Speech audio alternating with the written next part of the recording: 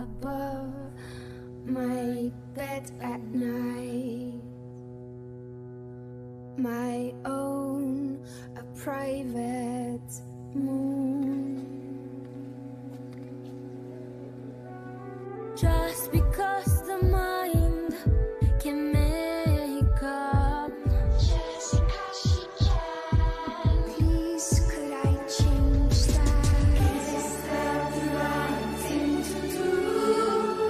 Oh, I just don't know. I just don't know. Is that the right thing to do? Oh, I just don't know. I just don't know. Let me introduce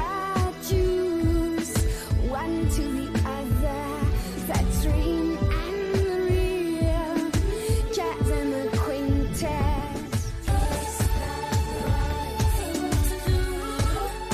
Oh, I just don't know. I just don't know.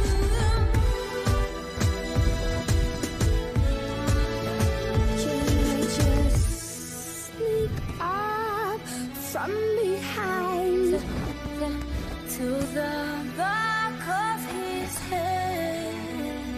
Then I lift up his hair and nipple ever so lightly. That's where the hair starts, just because she can. Now please, can I kiss him? Just because she can. I just don't know. Just because she can.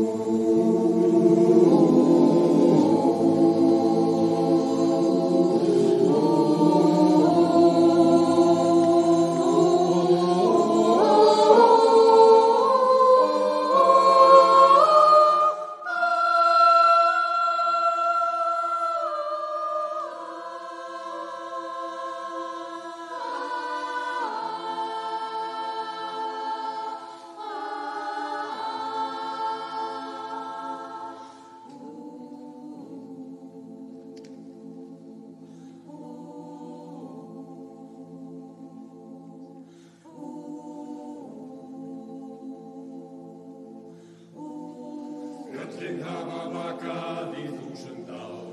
Ef þú rýnir inn í bergið sérðu glitra tá. Og þín kristalltær prófum mig nær og nær. Ég reynd að kalla á ástina, reis úr dvala í gær. Í gær. Þú sagðir mér frá skrýtnu landi fyrir okkur eindar yksu rósir á hvítum sand og vonum betri heim. Ég hló þú horfir á, augun þín svarta frá. Ég teygði mig í himinn inn í tunglið, reynd að ná. Í tunglið reynd að ná.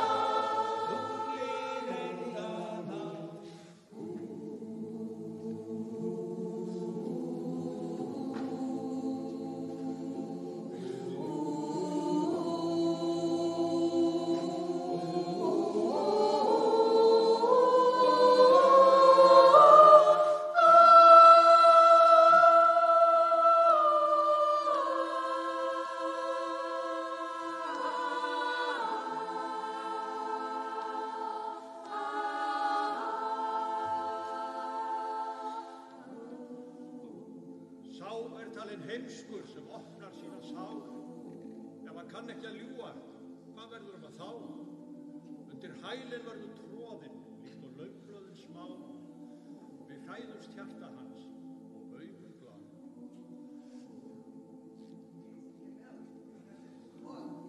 Fjöllin hafa vakað í 1000 ár. Ef þú rýnir inn í bergið sérðu glitra tá. Og þín kristalltær prófum mig nær og nær.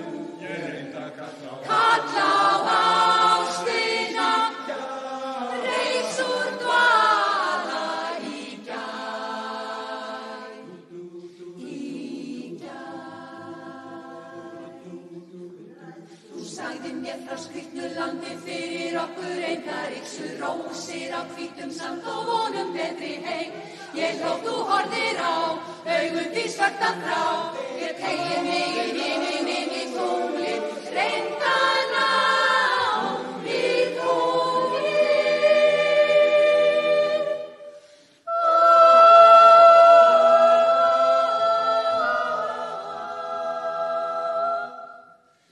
Reynd að ná.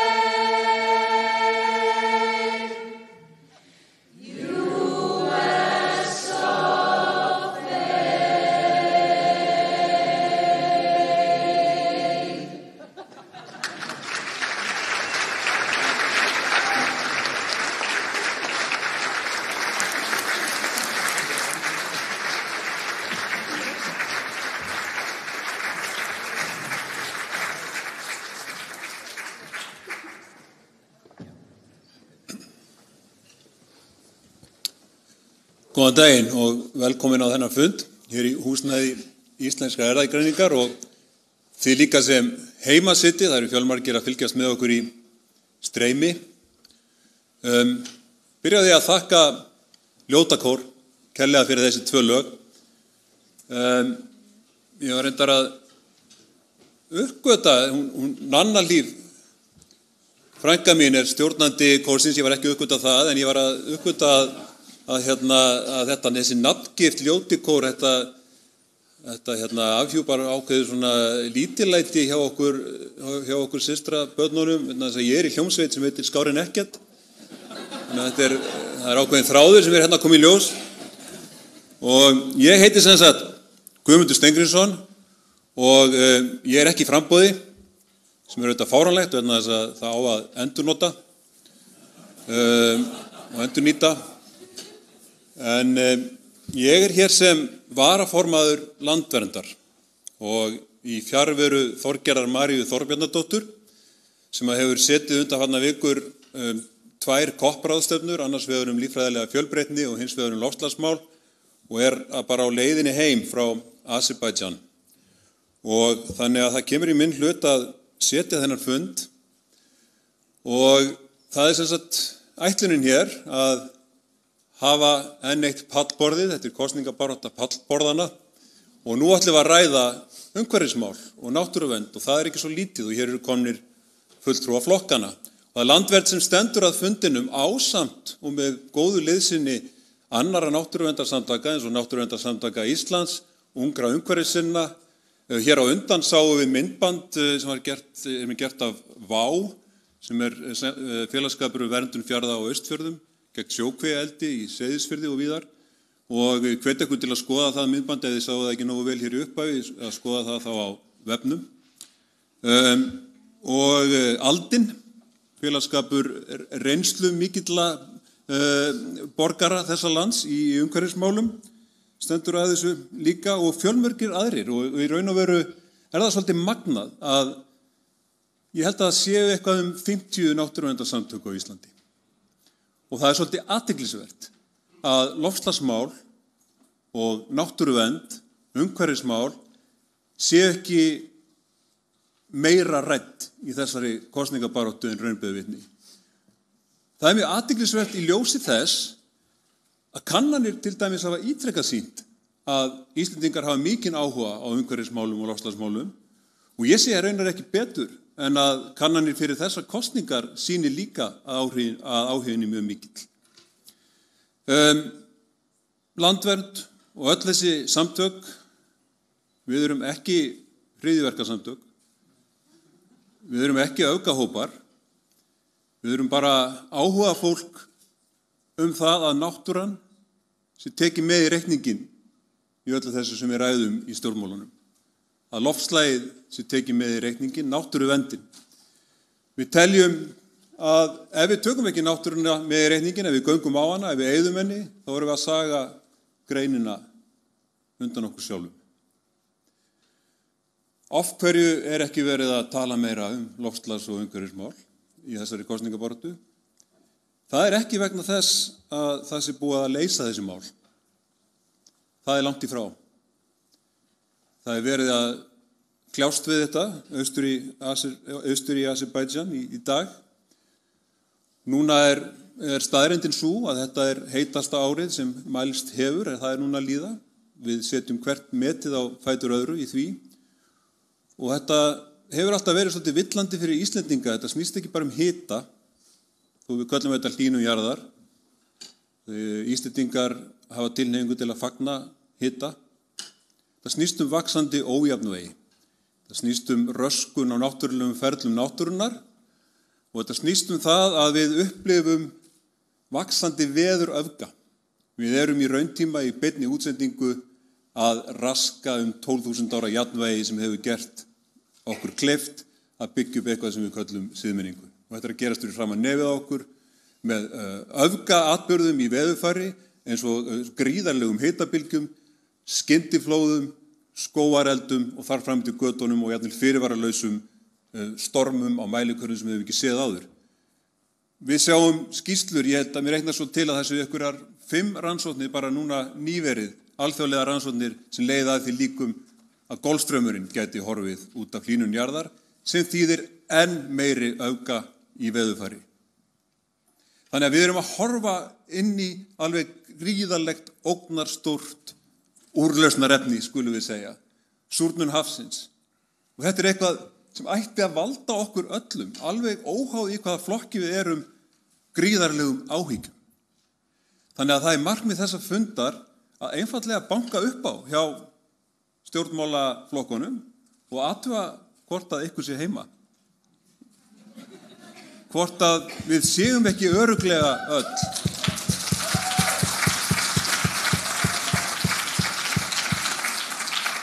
Við erum bara að athuga hvort að við séum ekki alveg örugglega öll á sömu blaðsíðunni í þessu. Er ekki fullt tilefni til að hafa áhyggjur. Við gerum ekki endilega þá kröfu að þið stormið hérna fram með lausnina og öllu þessu, en að þið séu að hugsa þetta. Og við séum að hugsa þetta saman hvernig við ætlum að bregðast við í mjög víðsjárverðum heimi.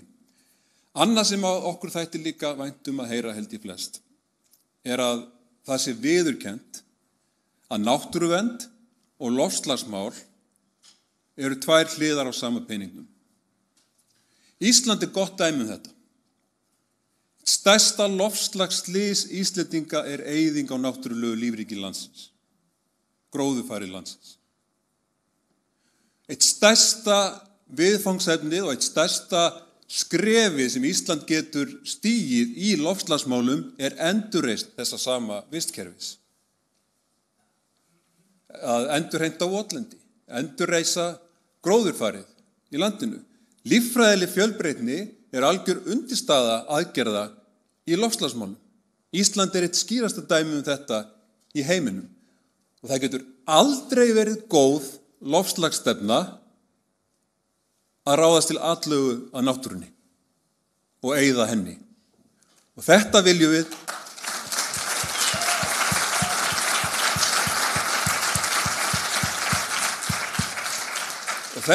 við að séu skýr skilaboð frá þessum fundi og væri gaman að heyra hvort við deilum ekki þeirri skoðun með fulltrúum stjórnmálaflokkana. Áður en lengri haldið skulum við fá hérna smá kynningamyndband sem við tókum saman starfsemi og áhersluatriði landverndar, cirka 2 mínútur. Gjörðu svo vel. Kæru gestir, þetta er ekki mjög leiðilegt að geta ekki verið með ykkur í dag en ég er á ferðalagi. Ég er loksins á leiðinni heim en ég er búin að sækja 2 ráðstefnur Sameinuðu þjóðanna umhverfismál, annars vegar fjölbreytni og hins vegar loftslagsbreytingar.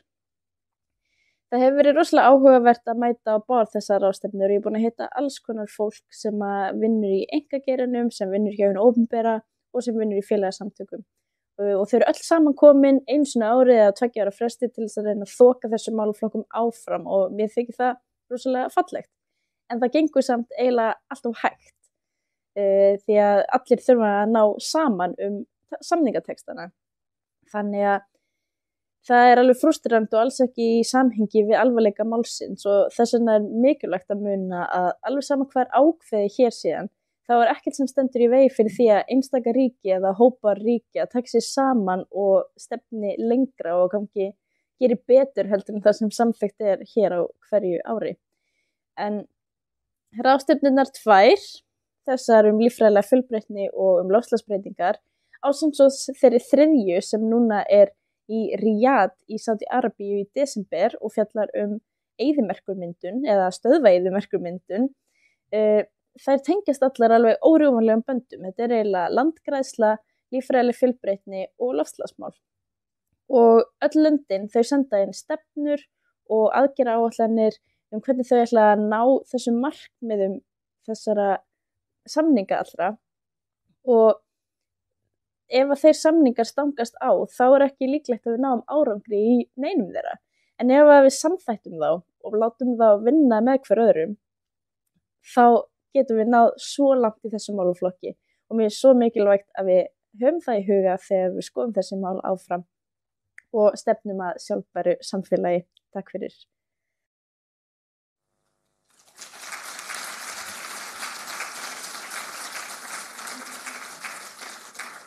Já, þetta var sem sagt Þorgerður María Þorbjarnardóttir, formaður Landverndar með skilaboð af fundinum í Azerbaijan, COP, og svo ætlum við að sjá eftir smá kynningamyndband sem við höfum tekið saman starfsemi Landverndar. Það stundum sagt að Landvernd og önnur náttúruverndarsamtök séu öfgafull. Ég upplifði þetta allt öðruvísi. Mér finnst að vera öfgar þegar að við framleiðum eitthvað 20 teravattstundir á Íslandi og seljum 85% af því 6-7 stórfyrirtækjum. Án þess að hafa rætt það áður.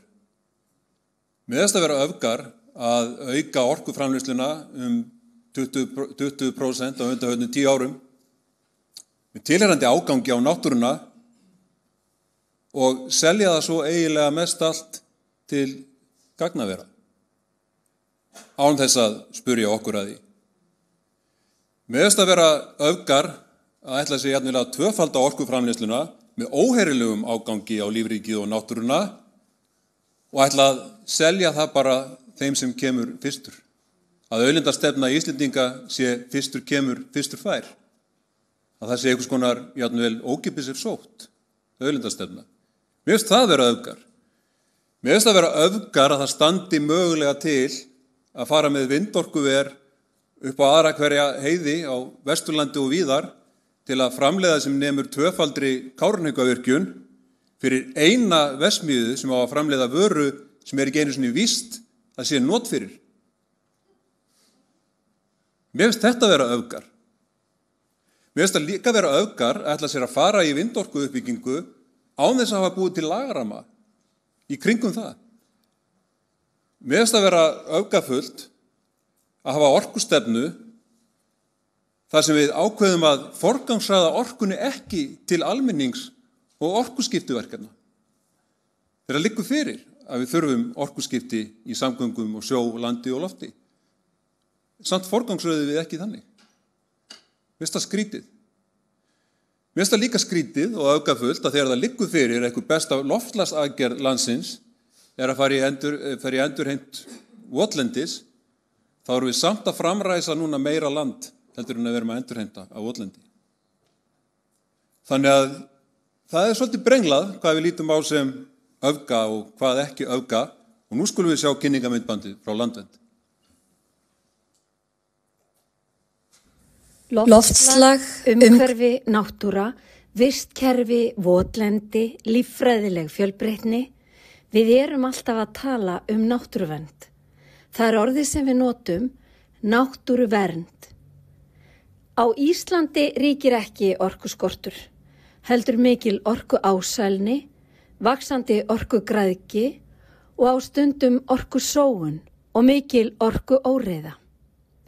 Það að 80% allrar raforkuframleiðslu á Íslandi fari í 3 erlend stóriðjufyrirtæki segir allt forgangsröðun og framtíðarstefnu.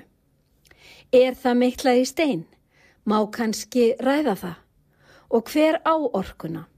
Er eignarhaldið mögulega náttúruverndarmál líka? Orkuframleiðsla krefst náttúrufórna. Og því eru orkumálin eitt stærsta viðfangsefni náttúruverndar. Eitt megin loftslagsmarkmið Sameinuðu þjóðanna er að vernda og endurheimta náttúruleg svæði og líffræðilegan fjölbreytileika þeirra svæða. Það er lífsnauðsynlegt til að draga úr losun gróðurhúsalofttegunda og fyrir aðlögun að loftslagsbreytingum. Að friða land.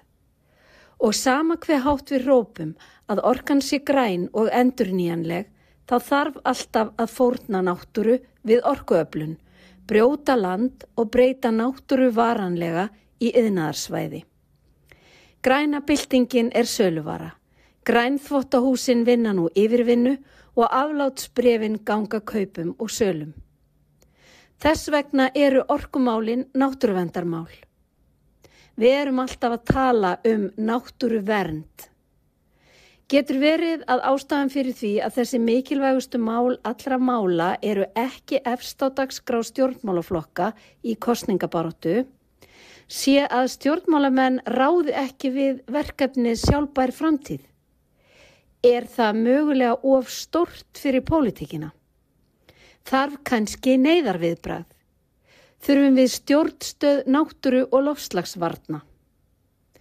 Við þurfum að minnstakosti sérstakt náttúruverndar og loftslagsráðuneyti sem fyrst, sem óháð peningaöflum og stóriðju og hefur það eitt markmið að standa með náttúru og loftslagi og komandi kynslóðum.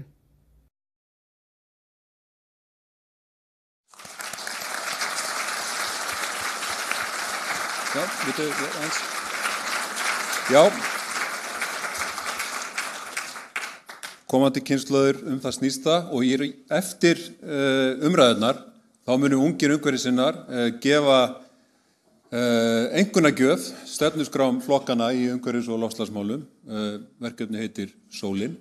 Þannig að það gerist hér á eftir. En við skulum bara vinda okkur í umræðina hvað og hverju. Langar bara að segja aðeins í lokin á þessum aðfaraorðum að já, það mjög mikið að og úrlausnarefnin eru stór og mikil. En það líka hægt að gera svo margt.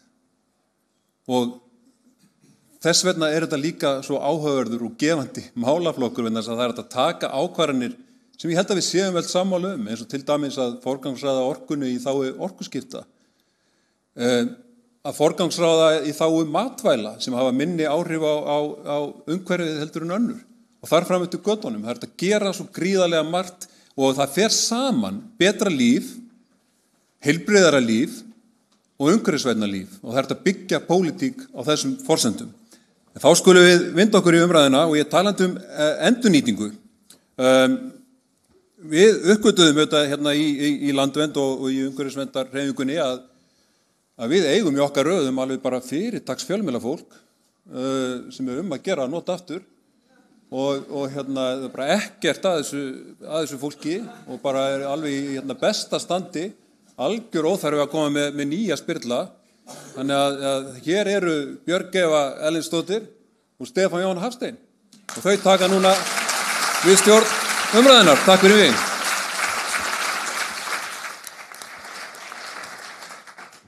Takk fyrir og við erum að endurnýta fleira. Þið sjáu þeir eru með græna fána á borðinu hjá ykkur og það eru fánar frá því úr Kárahnjúkabaráttunni í gamla daga. Og nú getið þið nota þá til þess að svara ákveðnum spurningum. Og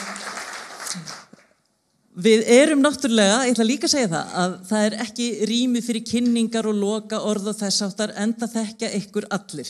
Og við segjum bara kæra þakkir fyrir að þið komuð, ráðherra, formenn, oddvitar og auðvitað líka þið hinn, en sem eru hér í dag. Og nú æfum við okkur með fánan og tökum eina svona snögga spurningu, já-nei spurningu. Og þið sem sagt lyfti fánanum með svarið já og annars látið það bara eiga sig en það gott að nota munnin líka fyrir þá sem eru úti í streyminu og segja já, nei eða kannski með. Áttu ykkur á þessu. Og fyrsta spurningin vill þinn flokkur sérstakt ráðuneyti fyrir loftslags- og náttúruvernd í ljósi alvarleika máls? Já. Það slíkt ráðuneyti. Já, líka orkumálaráðuneyti. Án orkumála. Ok? Þú getur það ekki. Næsta spurning, hún ekki hraðaspurning, en þetta var mjög fín æfing, þóttu væri ekki allir sammála spurninguna. Og þá byrjum við á Arnari Þór sem algjörlega nýkominn. Velkomin. Og það má ekki tala lengur en 2 mínútur og Snorri forseti ungra umhverfissinna stendur upp og verður illilegur eftir svona 1,5.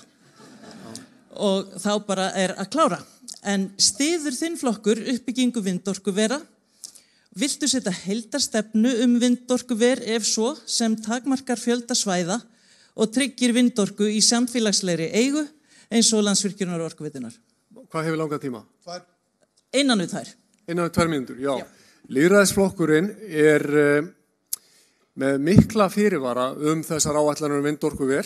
Við höfum horft til þess að við viljum vernda landið okkar og við viljum byrja á því að nýta þennan orkuauðlindir sem við höfum svo góða reynslu af sem eru fallvötnin okkar og jarðvarminn og ekki fara út í uppbyggingu á vindorkuverum. Það eru margar ástæður fyrir því en út frá umhverfissjónarmiðum meðal annars þessi við erum á móti hvers kyns utanvegarakstri og ef að það á að fara upp í að byggja upp svona garða þá þýðir það þarf að tæta upp viðkvæmt land og leggja vegi með tilheyrandi mengun og þar fyrir utan höfum við áhyggjur af plastmengun, örplasti sem fer út í vatnið og svo framvegis og hljóðmengun og svo náttúrulega umræðan öll eftir sko, hvaða áhrif þetta hefur á orkuverðum. Við höfum áhyggjur af því að þetta leiði til hækkaðs orkuverðs á Íslandi.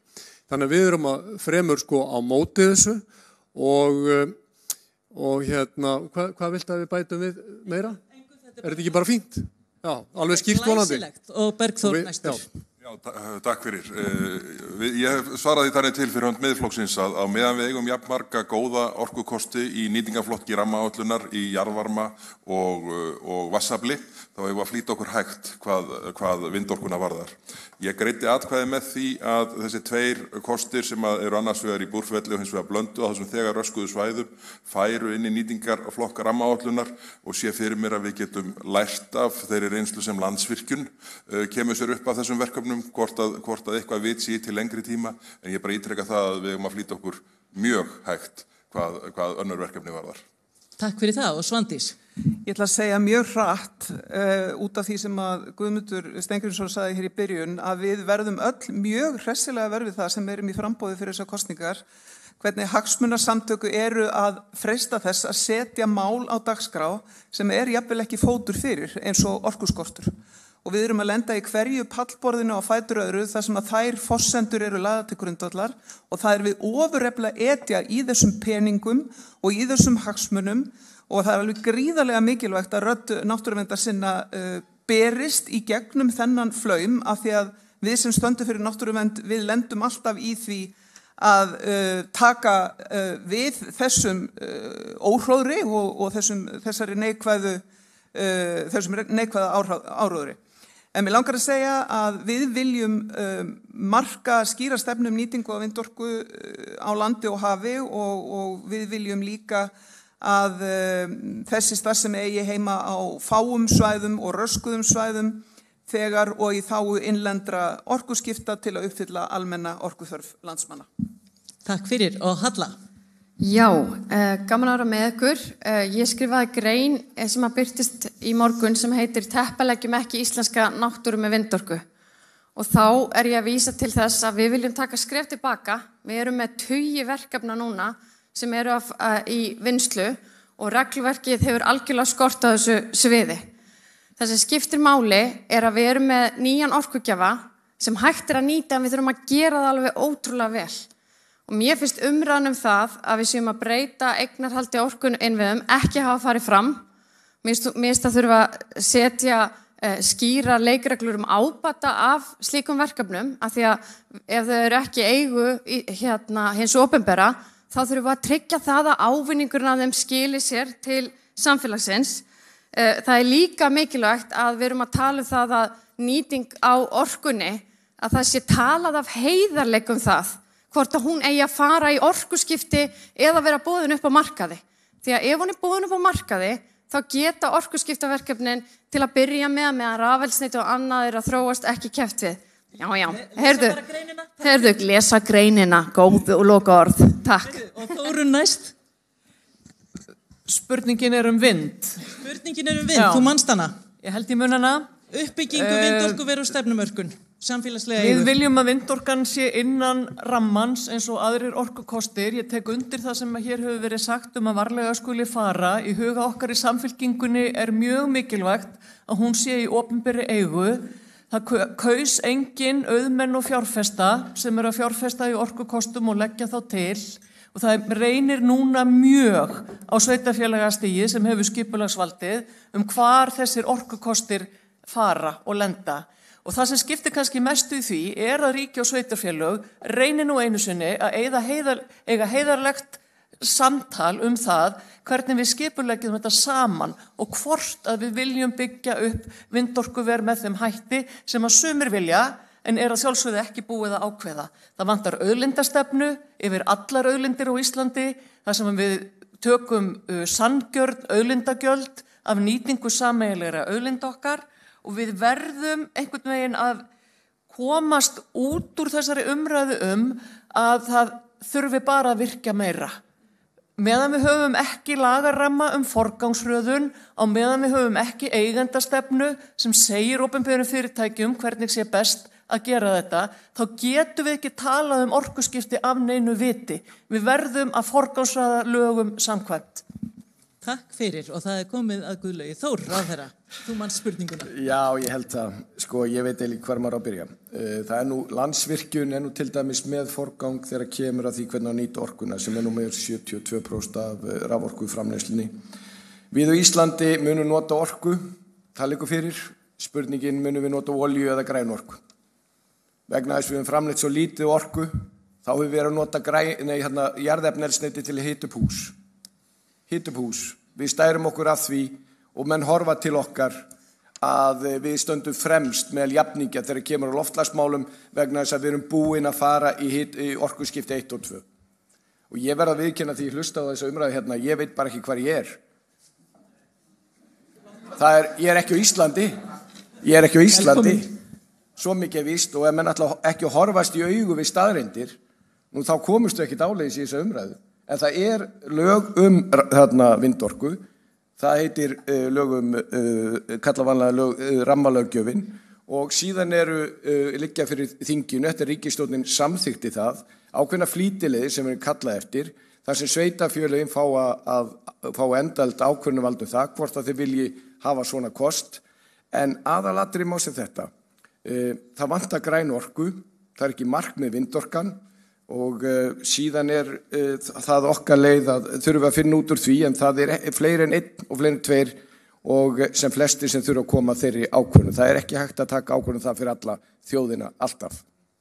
Takk fyrir og Þórhildur Sunna. Já, takk fyrir.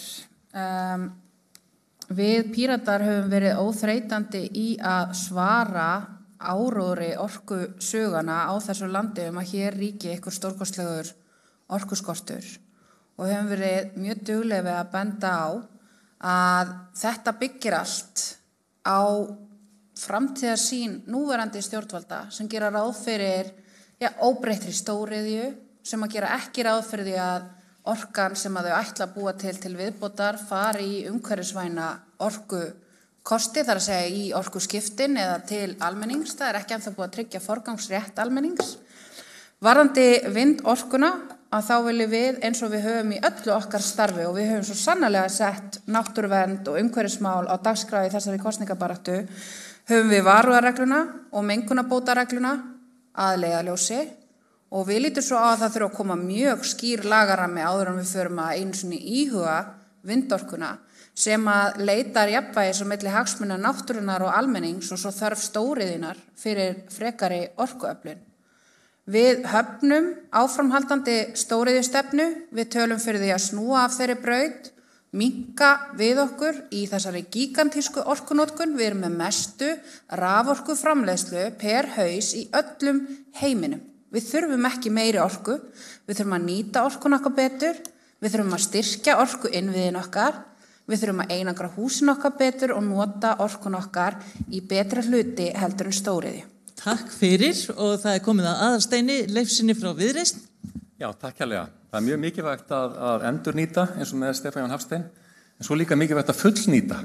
Þannig fannst mér gaman að fá að syngja fyrir ykkur hérna á undan og ná fullri nýtingu á þessu fundi og tryggja líka þeirri klappa fyrir mér allavega einu sinni.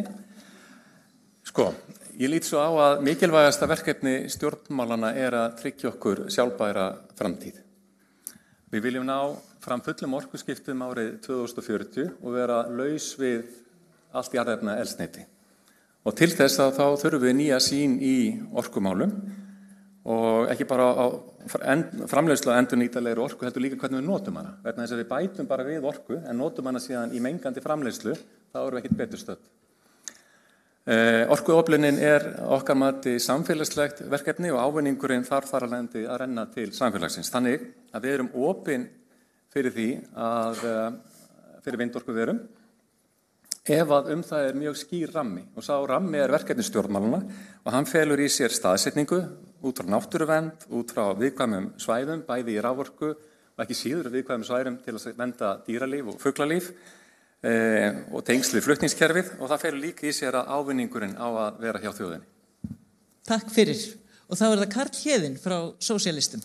Já, við Sósíalistaflokknum höfnum alfarið uppbyggingu sem á forsendum fárra sérhagsmuna aðila. Það það sem að gerast með þessi vindorkuver. Við erum ekki gegn vindorkunni endilega í sjálfri sér, en hún núna á forsendum enga aðila, við höfnum því alfarið. Það bara má ekki fara í þá átt, þetta grænn kapítalismi.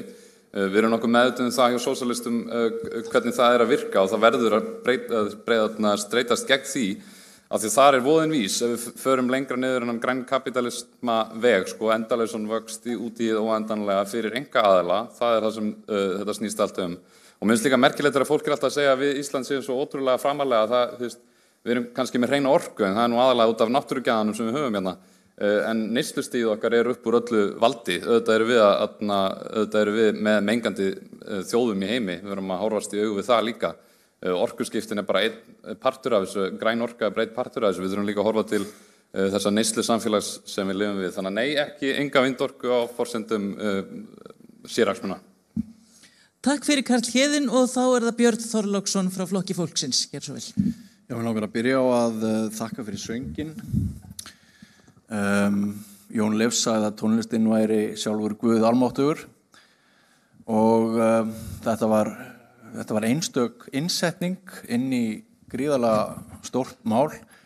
Sjálfum hefur mér fundist sem ég finni Guð almáttugan í íslenskri náttúru og ætlum við að koma þar vindmyllum fyrir út allt. Nei, það megum við ekki gera. Það þarf að byrja á því að setja stefnu og svo eigum við að fara að ræða orku mannvirkin sjálf.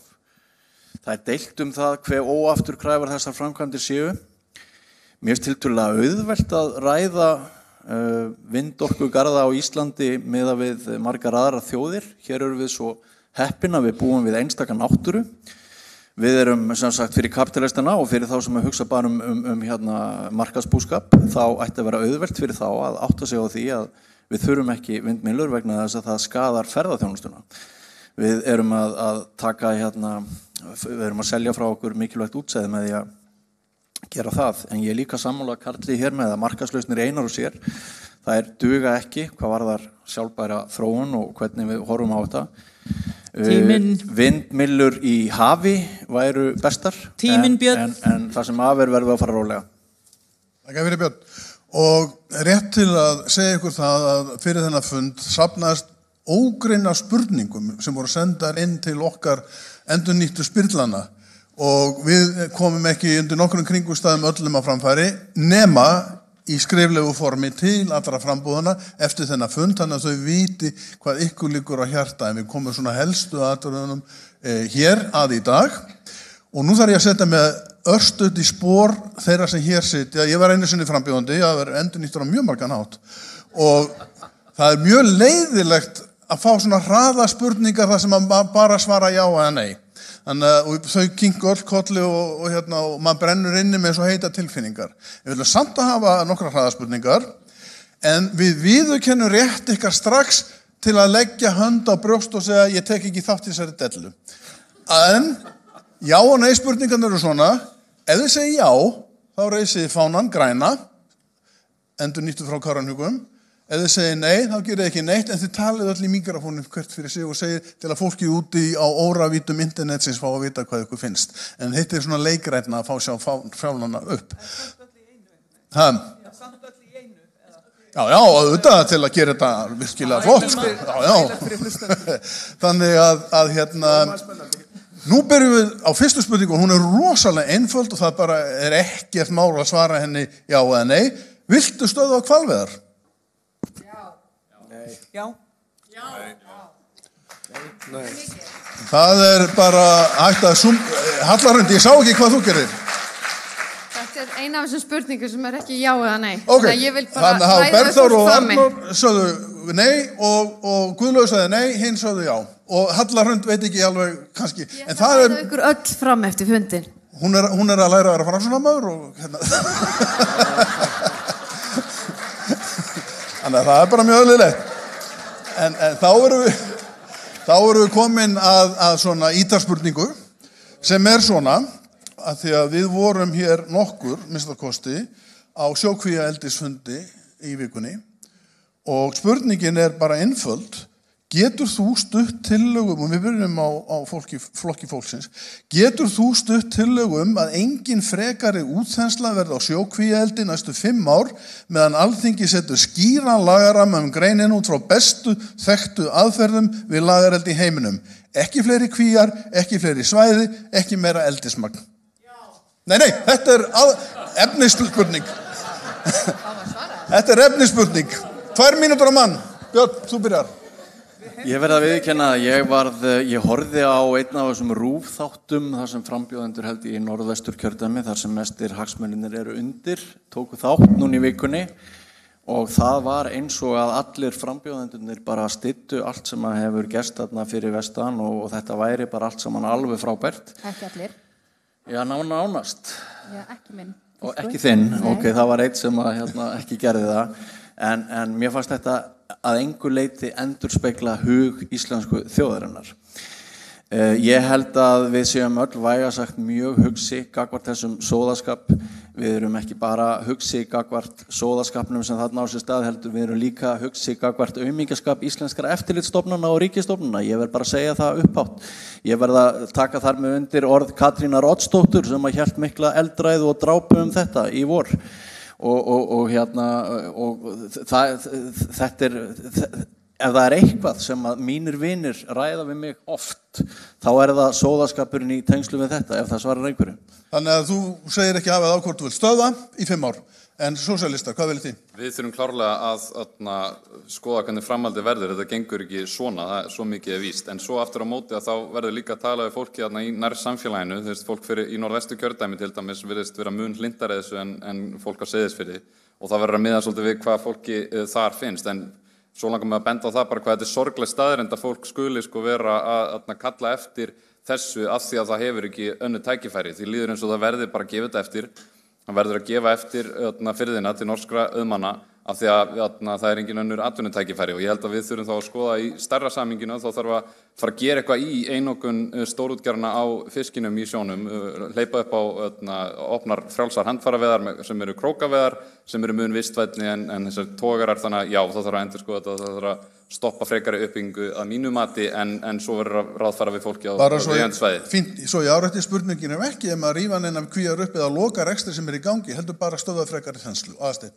Já, mér finnst það frábær tillaga sem hún komst með og svara henni játandi.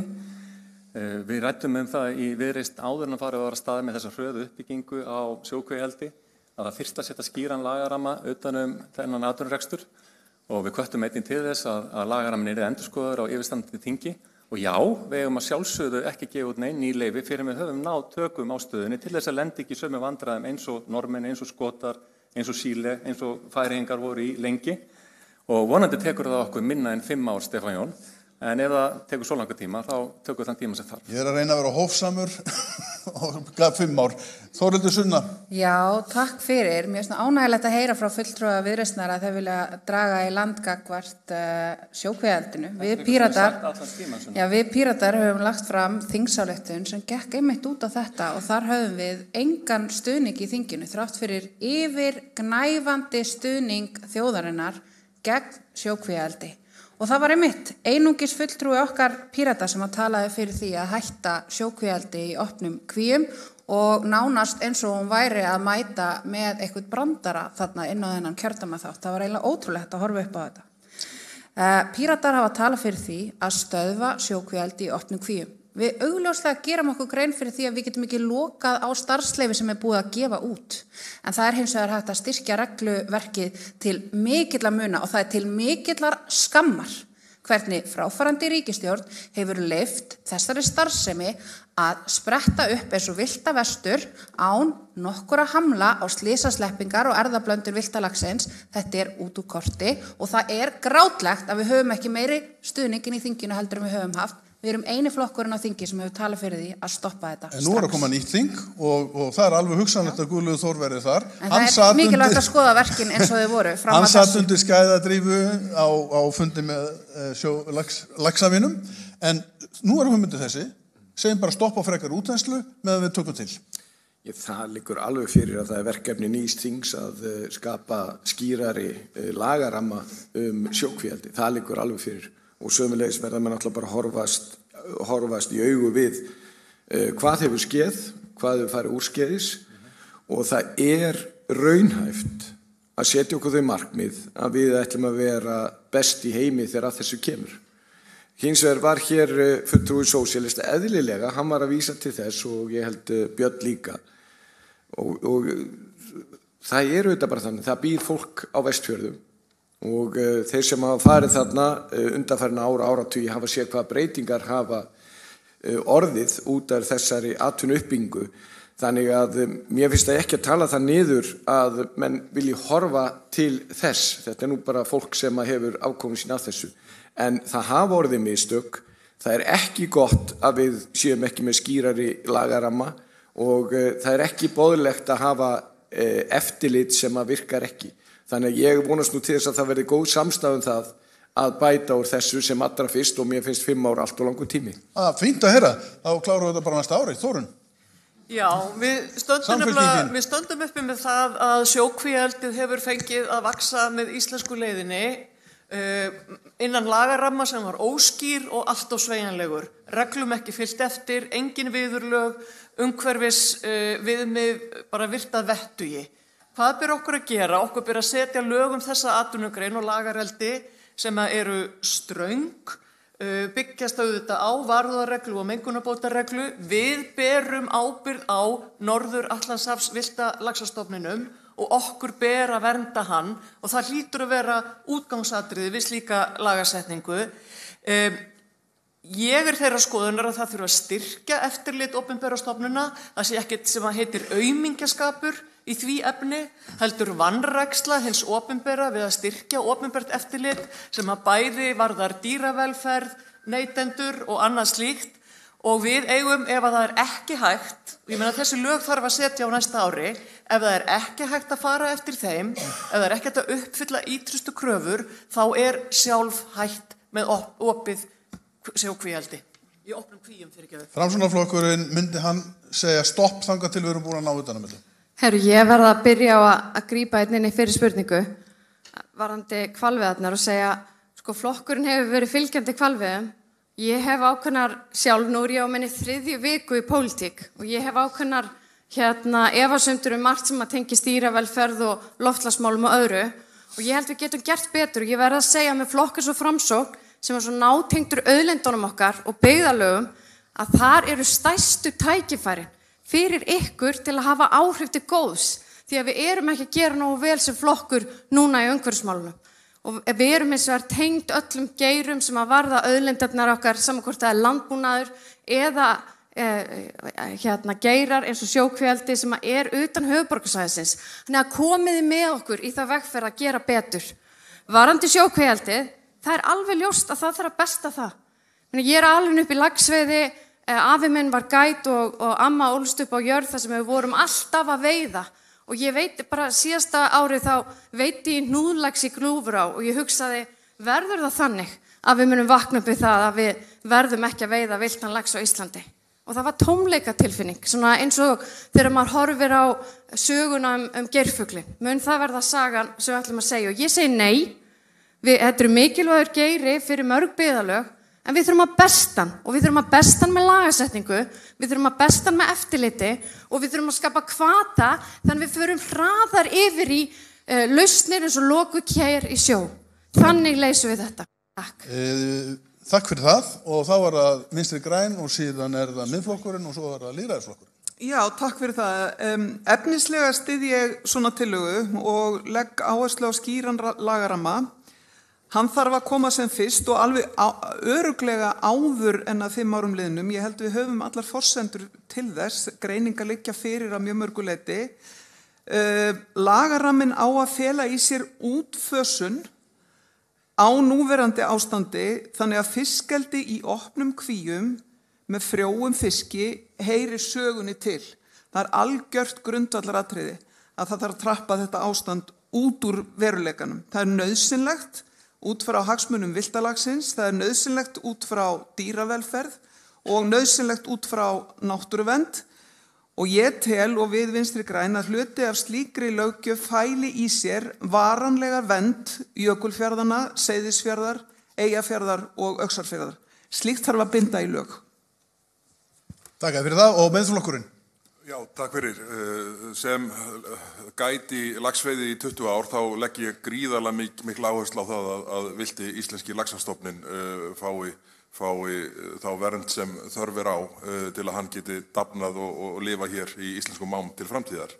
En við verðum að finna einhvern jafnvægi í þessu. Ég held að sé engin flokkur nema mögulega Píratar að tala með beinum hætti gegn því, fyrir því að leggja af sjókvíaeldi. Já, ég held að það liggi bara skýrt fyrir. Þannig að þetta verkefni gengur út á það að finna svona fyrirkomulag regluverksins þannig að bæði þeir sem stunda atvinnureksturinn, sem sagt eldið, hafi hvata til þess að gera sitt allra besta með bestu mögulegu tæknilausnum og síðan að við í rauninni bara höldum áfram þessari braut sem mörkuð hefur verið, varðandi það að ganga í raun lengra heldur en kannski tæknilega frúti en burðarþolið og áhættumatið. Við höfum auðvitað að halda okkur innan áhættumatsins. Það er augljóst, en varðandi tímaramann, þá hefði ég viljað að þessi reglurammi yrði settur á þessu ári, á þinginu sem að röklast núna frá. En þú getur tekið undir það stöð að þanga til búið að setja reglurammi? 5 ára tími er allt of langur í því samhengi. Við þurfum bara að ná utan regluverki strax á fyrsta þingi næsta kjörtímabils. Flott. Gjör svo vel. Já, kæru fundargestir, svona sem gesti í íslenskum stjórnmálum sem ég þá er raunalegt að heyra íslenska ráðamenn lýsa í rauninni mistökum sem þeir hafa gert og ég er farin að kalla þá óráðamenn vegna þess að þeir eru að viðurkenna það, leyfisveitingar, gjaldtaka, eftirlit og í rauninni regluverki sem að þessum sjókvíaeldi snýr, það hafi verið búið til á þeirra vakt og það hefur verið mistök og staðreyndin er svo að Alþingi Íslendinga gerði mistök þegar þetta var gert og leit til dæmis ekki til augljósra fordæma sem við höfum frá Noregi, samt höfum við áratuga reynslu af farsælu lagasamstarfi við Noreg og önnur skandinavísk ríki. Þannig að við erum með óvita við stjórnvölinn og ég segi það hér eins og ég sagt við annars staðar, fólk sem býr til vandan er ekki best til þess fallið að leysa vandamálin, þess vegna þurfum við nýtt fólk, þess vegna erum við að bjóða fram í lýðræðisflokknum. Síðan blasir það auðvitað við líka og ég vil vekja athygli ykkar, ég veit að ykkur finnst þetta áhugavert, að það var auglýsing bara núna nýverið, það var í október, auglýsing sem fór lítið fyrir í stjórnartíðindum, þar sem verið er að undanþiggja fyrirtæki í opinberri eigu upplýsingaskyldu og Landsvirkjun er sérstaklega tilgreind þarna, þetta þá við vindmyllurnar, það er margt skuggamakkið sem að vafalaust til viðgengs líka í sjókvíaeldinu og þarna þurfum við að vera á vaktinu og hafa fagmenn við stjórnvöldin ekki fúskara eins og við höfum verið með. Við erum með perl í höndunum sem er Ísland og við höfum að verja íslenska náttúru, þetta fólk er ekki að gera það. Og varandi sjókvíaeldi og þessi 5 ár, að þá tel ég auðvitað við þurfum engin 5 ár til að fara yfir þetta. Það er að bara gera þetta, setja skýra og klára, skýrt og klárt regluverk þetta, þannig að enginn beri skaða á allra síst íslenskt efnahagslíf eða íslensk náttúra. Takk fyrir, en þið eru mjög góð í tímastjórnun, svo góð að það gæti jafnvel komið til þess að þið fengið örlítið loka orð ef þið haldið áfram að vera svona flink. En það er rými fyrir eina hraðaspurningu þessu tengda. Miða við að allir eru á því að þetta sé ekki í lagi, sjókvíaeldið eins og það er, þarf þá að stöðva ferlið á leyfisveitingum í Seyðisfirði þangað til að þetta komið í lag. Hver segir já við því?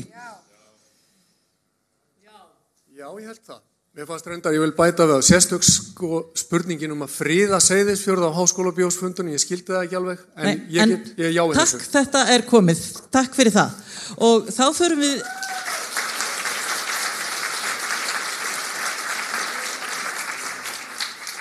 Þá förum við yfir í loftslagið, spurningin er ekkert svo flókin en svarið er það örugglega. Og þetta er ekki hraðaspurning en ég spyr hversu mikið vill þinn flokkur draga úr losun gróðurhúsalofttegunda fyrir 2030 og hvernig? Og það er það flókna. Arnar Þór fyrstur. Já, takk fyrir. Ég hef sagði það á fundi Samorku. Ég vil benda ykkur kæru fundargestir á að horfa nú með athygli á fundin sem haldinn var hjá Samorku núna í síðustu viku, ég er svo rugglaður, ég veit ekki, já, bara núna fyrir 3 dögum. Það er eins og það séu, þessi flokkar séu að tala með 2 tungum. sjáið þið hvernig þau tala til þessum vindorku þar og vindorku hér. Varðandi loftslagsmálin, þá vil ég auðvitað bara að við vinnum út frá staðreyndum og staðreynd sem kom fram á samorkufundunum að ekkert ríki í heiminum hefur treyst sér til að skilgreina hvað kolefnis hlutleysi. Þannig að grunnforsendan í þessu öllu eru brenglaðar. Við Íslendingar erum 20 árum á undan öllum öðrum þjóðum þegar kemur á orkuskiptum. Við skuldum öðrum þjóðum ekki krónu, við hefum ekki að borga krónu í þetta og ég sagði á fundunum hjá Samorku, 41 milljarður bandaríkjadollar týndur hjá Alþjóðabankanum. Þetta hafa íslenski fjölmiðlar ekki sagt okkur, en þetta staðreynd og við getum séð þetta á Oxfam. Við ætlum bara við þurfum að byrja að finna hvert hið raunverulega takmark meðan að enginn getur svarað því. Þá erum við á hliðarlínunni og viljum þá bara samþykkja því. Svarið þessast nei. Nei, bara nei. Bergþór? Ég held að spurningin kannski hverfist meira það hvað annars vegar tæknin sem að mörguleiti kemur að utan býður okkur upp á, hvað varðar siglingar og flug til dæmis og við þeim lausnum erum við dálítið í þeirri stöðu að taka við þeim þegar þeir eru tilbúnar. Við erum í sjálfu sér ekki að þróa þær. Í hina röndina þá held ég að minnkuð losun gróðurhúsalofttegunda verði að miklu leyti til með því að við framleiðum meira umhverfisvænta rafmagn hér heima og skiptum þannig út orkugjöfum eins og í þessum samgöngum á landi hvað fólksbílaflotan sérstaklega varðar. Og þar, ég nú auðvitað ósammála því að við eigum að horfa til þess að draga úr atvinnustarfsemi til að mynda hjá þessum fyrirtækjum sem í því sem kallaði stóriðjurekstur. Við þurfum bara lausnin sú alltaf og efnahagslegum forsendum og þjóðaröryggislegum forsendum líka að við framleiðum meiri orku á græna orku og þannig mjögumst við áfram í þessa átt. Ég vil ekki nefna einhver tiltekið ártal, það bara svo margt sem við höfum ekki stjórn á í þeim efnum sem að kemur til. Takk. Svandís? Já, í fyrsta lagi vil ég segja að ég talaði nákvæmlega eins hjá samtökum atvinnulífsins og iðnaðar eins og hvað þetta allt saman heitir eins og ég tala hér. Það var aðeins öðruvísi andrúmsloft en það sem að sagt var nákvæmlega það sama. 55% talan í samdrætti losun sem nefndir í stefnu VG sem var samþykkt á landsfundi. Hvernig eigum við að ná því? Það sem við eigum að gera númer 1 að treysta ungu fólki. Vinna með ungum loftslagsleiðtogum eins og við erum að gera í VG með því að stilla upp í fyrsta sæti Reykjavíkurkjördæmi norður baráttumanni kornungum fyrir loftslags aðgerðum og við gerum það vegna þess að það ungt fólk sem mun leiða þessa baráttu. Það okkar að fylgja þeim eftir. Við þurfum að koma raunverulegum náttúruverndarsinna í umhverfisráðuneytið. Það skiptir mjög miklu máli að við séum ekki með pólitíkusa þar sem eru að vinna í aðrar áttir. Við þurfum að vera með áætlun sem tímasett og fjármögnuð, við þurfum að draga úr losun frá landnotkun, við þurfum að vera með efnahagslega hvata með nýju stuðningskerfi í landbúnaði, við þurfum orkuskipti í samgöngum, þungaflutningum, sjávarútvegi, þú ert ekkit ógnandi Björg, þú lappir svona til mín. Ég að reyna það. Og við þurfum að stórauka almenningssamgöngur en kjarni málsins það að náttúruvernd nátengd loftslagsvernd. Þannig að við þurfum að tvinna þetta allt saman, líffræðilega fjölbreytni og loftslagsverndina. Takk og Halla, gerð svo vel.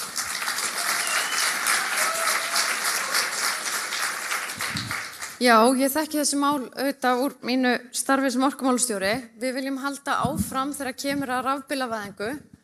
Þar skipta bílaleigurnar sem kaupa svo mikið af bílum inn í landið gríðarlega miklu máli því að þær selja síðan bílana aftur inn á marka fyrir almenning. Við viljum líka skapa hvata sérstaklega fyrir orkuskiptin þannig að við séum að sjá að við getum verið að taka stærri skref þegar kemur að framleiðslu rafeldsneytis til dæmis. Og ég vil segja að við erum held ég að mestu leyti sammála svona stóru myndina. Ég held við vorum að tala sjókvíaeldi, við viljum fá styðja við geira eins og landeldi, það kallar á raforku og það líka verðmætasköpun. Stundum finnst mér umræðan fara einhvern veginn út allt. Auðvitað þarf orku fyrir orkuskipti en líka fyrir aðra geira sem við viljum styðja, sem til dæmis landeldi, sem til dæmis garðyrkjubændur. Það líka hluti af okkar loftslagsvegferð að passa upp á slíkan stuðning svo við séum ekki að flytja inn grænmeti sem við getum verið að framleiða hérna heima. Þannig að dýptin í umræðinu það líka að vera góð og mikil. Síðan viljum við efla áherslu á nýsköpun svo við séum að stuðla frekar í tækni á þessu vettvangi og við viljum hjálpa til við að innleiða hana hérna heima en líka að við höldum áfram að flytja út okkar þekkingu eins og við erum að gera í jarðhitanum. Ég ógnandi, sérðu mig. Herðu, ég bara, vertu velkomin. Þórunn. Við þurfum aðgerðaáætlun sem tímasett, tölusett og helst lögfest. Við þurfum að hrinda þessum aðgerðum í framkvæmd. Ég sé það fyrir mér að við setjum allt hagkerfið á það sem heitir kannski á ensku svona war economy footing, það kannski ekki góður samanburður, en þetta það sem við þurfum að gera. Allar opinbera fjárfestingar, allar ákvarðanir sem við tökum þurfa að miða að samdrætti í losun gróðurhúsalofttegunda, að sjálfsögðu förum við í orkuskipti á landi, sjó og svo í lofti þegar að það hægt. Það þarf að líta sérstaklega til landnotkunar og landnýtingar, sérstaklega til fjárhagslegra hvata og nýsköpunar. Iðnaðarferlana, þau eru þetta innan ETS en þau skipta líka máli. Við sögðum í stefnu, við náðum því miður ekki uppfærana fyrir af því að landsfundinum var frestað vegna kosninganna, að við þyrftum að miða við 60% samdrátt 2030, tíminn að hlaupa frá okkur, en ég held að við getum það með því að setja allt afl í samdráttin. Takk fyrir og Guðlaugur Þór. Já, þetta snýr að langstærstum hluta það eins og loftslagsmálin almennt það að þú ert að taka út jarðefnaeldsneyti og setja græn orku í staðinn.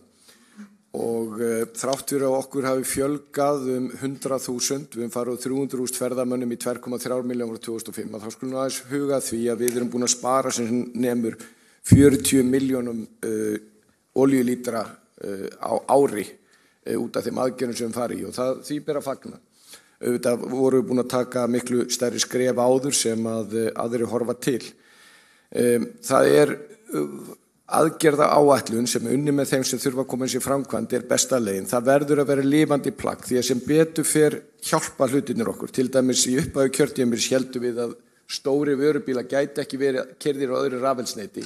Nú eru þeir bara keyrðir með rafmagni sem frábært og þannig þurfum við að halda áfram og ég held að við og með við þær upplýsingar sem loftslagsbókhaldinu þá lítur út fyrir að við séum að ná markmiðunum sem við erum búin að skuldbinda okkur að gera rúmlega 40% árið 2030 og það mjög mikilvægt að við höldum okkur efni hvað það varðar. Takk fyrir og boltinn komin til Þórhildar Sunnu. Já, takk. Mér langaði bara að rétt að bæta við varðandi fiskeldið að við lítum bara einfallega svo á og það alveg vita að það ekki hægt að vera með eldi í opnum sjókvíum og virða varúðarregluna og virða lög dýravelferð. Það bara ekki hægt. Þetta ekki hægt. Þess vegna verður að hætta þessu. Loftslag? Já, mér finnst bara mikilvægt að halda þessu til haga út af því að þessir flokkar hér verðast ekki alveg sjá það. Þeir eru ykkur afnýttir með það. Varðandi losunina hjá okkur. Við viljum draga saman samfélagslosun 70% fyrir 2030 miðað við árið 2005. Við viljum draga úr heildarlosun 55% miðað við árið 2020. Þetta eru mjög skýr markmið og við erum með mjög, og ég hvet ykkur til að kíkja á okkar mjög skýru og aðgerðamiðuðu áætlun í umhverfismálunum á pirata.is. Þar erum við með fjöldan allana aðgerðum en við ætlum ekki að standa í þessu sjálf. Við viljum halda þjóðfund í upphafi hvers kjörtímabils. Það sem við ræðum við samfélagi sem við vitum að tilbúið að fara í miklu róttækari aðgerðir heldur en stjórnvöld hafa verið hingað til. Við þurfum að vinna upp tapaðan tíma 4 ár þar sem ekkert hreyfðist í samdrátti í losun vegna þess að VG rétti þessum manni hér lyklana að umhverfisráðuneytinu. Það þarf að vinna upp þennan tíma. Takk fyrir. Aðalsteinn næstur. Já, takk fyrir það. Ég tek undir margt af því sem að Svandís, Þórunn og Sunna sögðu. Okkar mikilvægasta verkefni að tryggja okkur sjálfbæra framtíð og þess vegna hefur Viðreisn í sinni stefnu að draga úr losun á beinni ábyrgð Íslands 60% fyrir árið 2030 með við 2005 og draga úr losun vegna landnotkunar 50% árið 2030 með við 2005. Og til þess þurfum við vel fjármagnaða og skipulaða áætlun og við þurfum líka að gera þetta verkefni allra ráðuneyta, ekki einungis umhverfisráðuneytis og við þurfum að hafa aðhald Alþingis og þess vegna þarf að kynna fyrir Alþingi skýrslu hverju ári hvernig okkur miðar að þessu verkefni. Það engin ein töfralausn til að ná svona mikilvæga markmiði. Það til að mynda ekki nóg að auka öflunina af grænni orku, það skiptir öllu máli hvernig við notum þessu orku. Og svo þurfum við körfu af töfralausnum. Þar með kolefnisgjald og að lækka skatta á móti til þess að búi til hvata fyrir efnahagslífið. Við þurfum að ná orkusparnaði í byggingariðnaði, í samgöngum og svo framvegis. Og fólk stundum hissa þegar við tölum í Viðreisn umhverfisstefnu og heldur að frjálslyndur flokkur hafi ekki sterka umhverfisstefnu. En það engin andstaða milli þess að gæta að umhverfinu og byggja upp heilbrigt og gott atvinnulíf. Það ekki satt. Takk fyrir það, Karl. Já, við viljum að Ísland standi við sínar alþjóðlegu skuldbindingar sem það hefur gert og við þurfum að vinna í þessu mjög skipulega með öllum þjóðum heims, allra helst og við í sósíalistum fordæmum harðlega tillögur sumra hérna að draga okkur úr Parísar samkomulaginu og fólk úr lýðræðisflokknum sér maður að setja inn greinar á Vísi núna reglulega að bara harð neita því að loftslagsbreytingarnar séu eitthvað vandamál, en þær eru vissulega mikið vandamál og við þurfum að taka því að mikilli festu á skipulagðan hátt. Það besta leiðin til þess að gera það. Við þurfum hérna heima að endurheimta votlendið, við þurfum að stórefla almenningssamgöngur. Það lítið talað það oft í þessu samhengi því miður. Auðvitað það greiðarlega stórt atriði í þessu. Á Íslandi erum við að menga mjög mikið bara með bílunum okkar og það bara ekki að fara að duga að fara allir séu á sínum enga rafmagnsbíl. Við þurfum að fá mjög öflugar almenningssamgöngur og okkur erum við ekki að skoða að byggja lestir líka. Ég meina það umhverfisvænasta leiðin til að flytja hluti landið og við erum allan enn ferðamanna iðnað sem við þurfum líka að takmarka ef við ætlum að halda niðri útblæstrinum, þannig að við þurfum að átta okkur á því. Elon Musk og grænum kapitalistum, þeim ekki annt umhverfið, þeim alveg saman framtíðina og bara fólki almennt og munu græða áfram á þeim ef við leyfum þeim að komast upp með það. Við þurfum að taka þessu mjög skipulega og að festu. Takk og Björn. Góð ræða hjá Kalla hérna á undan mér. Erfitt að koma á eftir honum. Aðgerðaáætlun ríkisstjórnarinnar í loftslagsmálum ómarkviss, margar aðgerðana eru ófjármagnaðar og ávinningur þeirra hefur ekki verið metinn. Þetta segir loftslagsráð og var fjallað í fréttum fyrir 2 dögum. Það segir meira en mörg orð. Hér óendanlega mikil skammsýni í gangi líkt og í hinum vestræna heimi meir og minna gagnvart því að þetta sem við erum að ræða núna langstærsta viðfangsefni veraldarinnar. Hvert einasta land, þetta stærsta málið, hvernig getum við minnkað losun? Hvernig getum við minnkað losun? Frá morgni til kvölds verðum við að spyrja okkur þessara spurningar, hvernig getum við minnkað losun? Hverjir eru að losa mest? Erum við almenningur að losa mest? Nei, samt þurfum við að taka sektina á herðarnar, samt alltaf verið að hamast í því hvað við getum gert þegar hinni stóru gerendur, sem náttúrulega bara korporismin, risastór fyrirtæki sem hægt að flokka undir rányrkju kapitalista, hafa hálfan heiminn í hendi sér, skammsýnin algjör. Ef hér væri panelin fullur af 15 ára krökkum, þá væri umræðan hér allt önnur. Ég svo heppin að ég á 2 börn sem undir 16 ára aldri og þau myndu ekki vilja hlusta á mörg þeirra svara sem ég að verið í dag. Okay. Og þá ætlaðu að taka eina hraðaspurningu á þau, Björg. Já, það var kannski bara til þess að það væri, ef eitthvað óljóst í því, ekki allir hér örugglega sammála þeim niðurstöðum vísindaráðs Sameinuðu þjóðanna að hlýnun jarðar sé af mannavöldum og það þurfi að draga úr losun gróðurhúsalofttegunda. Það ekki alveg örugt? Búin að týna fánanum þínum? Nei, það ekki örugt. Á mátt rétt upp hendgulur og vilt. Já, ok. Þetta komið, þakka ykkur fyrir. Þetta var svona bara til að vita hvort við værum að sama byrjunarreit í þessu monopóli sem í gangi. Allir sammála því að vísindin hafi gefa okkur ágætis vísbendingu. Það þá spurning sem að kemur í raun og veru og hefur drepið nokkru sinnum á hér í svörunum sem ég vil bara segja, ég dáist nú að frambjóðandi hvað hún sleipir í svona pallbóðsumræðum og halda sig innan tímamarka. Það að koma miklu að á 2 mínútum, þau eru fjandi góð í því. En það þetta með raforku öryggi heimila, orkuvinnslan, orkunotkun tengis mjög umhverfismálum eins og formað landvernd kom inn og fólk hefur komið hér inn á. Og nú spyrjum við það sem að ég var að formúlera á leiðinni hingað til skjaldborg heimilana orku.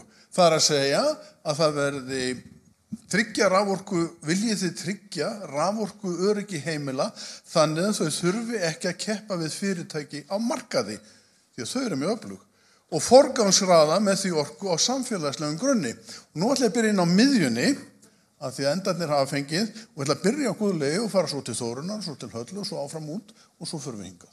Guðlaugur, ég ætla að byrja þér núna. Við höfum haft það mjög skýrt og vegna þess að við erum ákveðið fyrirkomulag sem að ég held að það sé ekkert betra þó svo ég að fulltrúi Viðreisnar ætla að ganga úr EES með yfirlýsingar hans hér að þá það samt sem að þannig að við viljum sjá til þess að heimili og smærri notendur að þeir sé í ákveðni, getur við sagt, bara það sé svona sett svona smá skjaldborg og það þjónotaði þau orð í kringu þau og fyrsta frumvarpi hefur nú bara því miður ekki náði gegn að skilgreina þá aðila. Frumvarpi gekk út á það að það væri almennir notendur og sömuleiðis fyrirtæki sem að veltu milljarði og minna.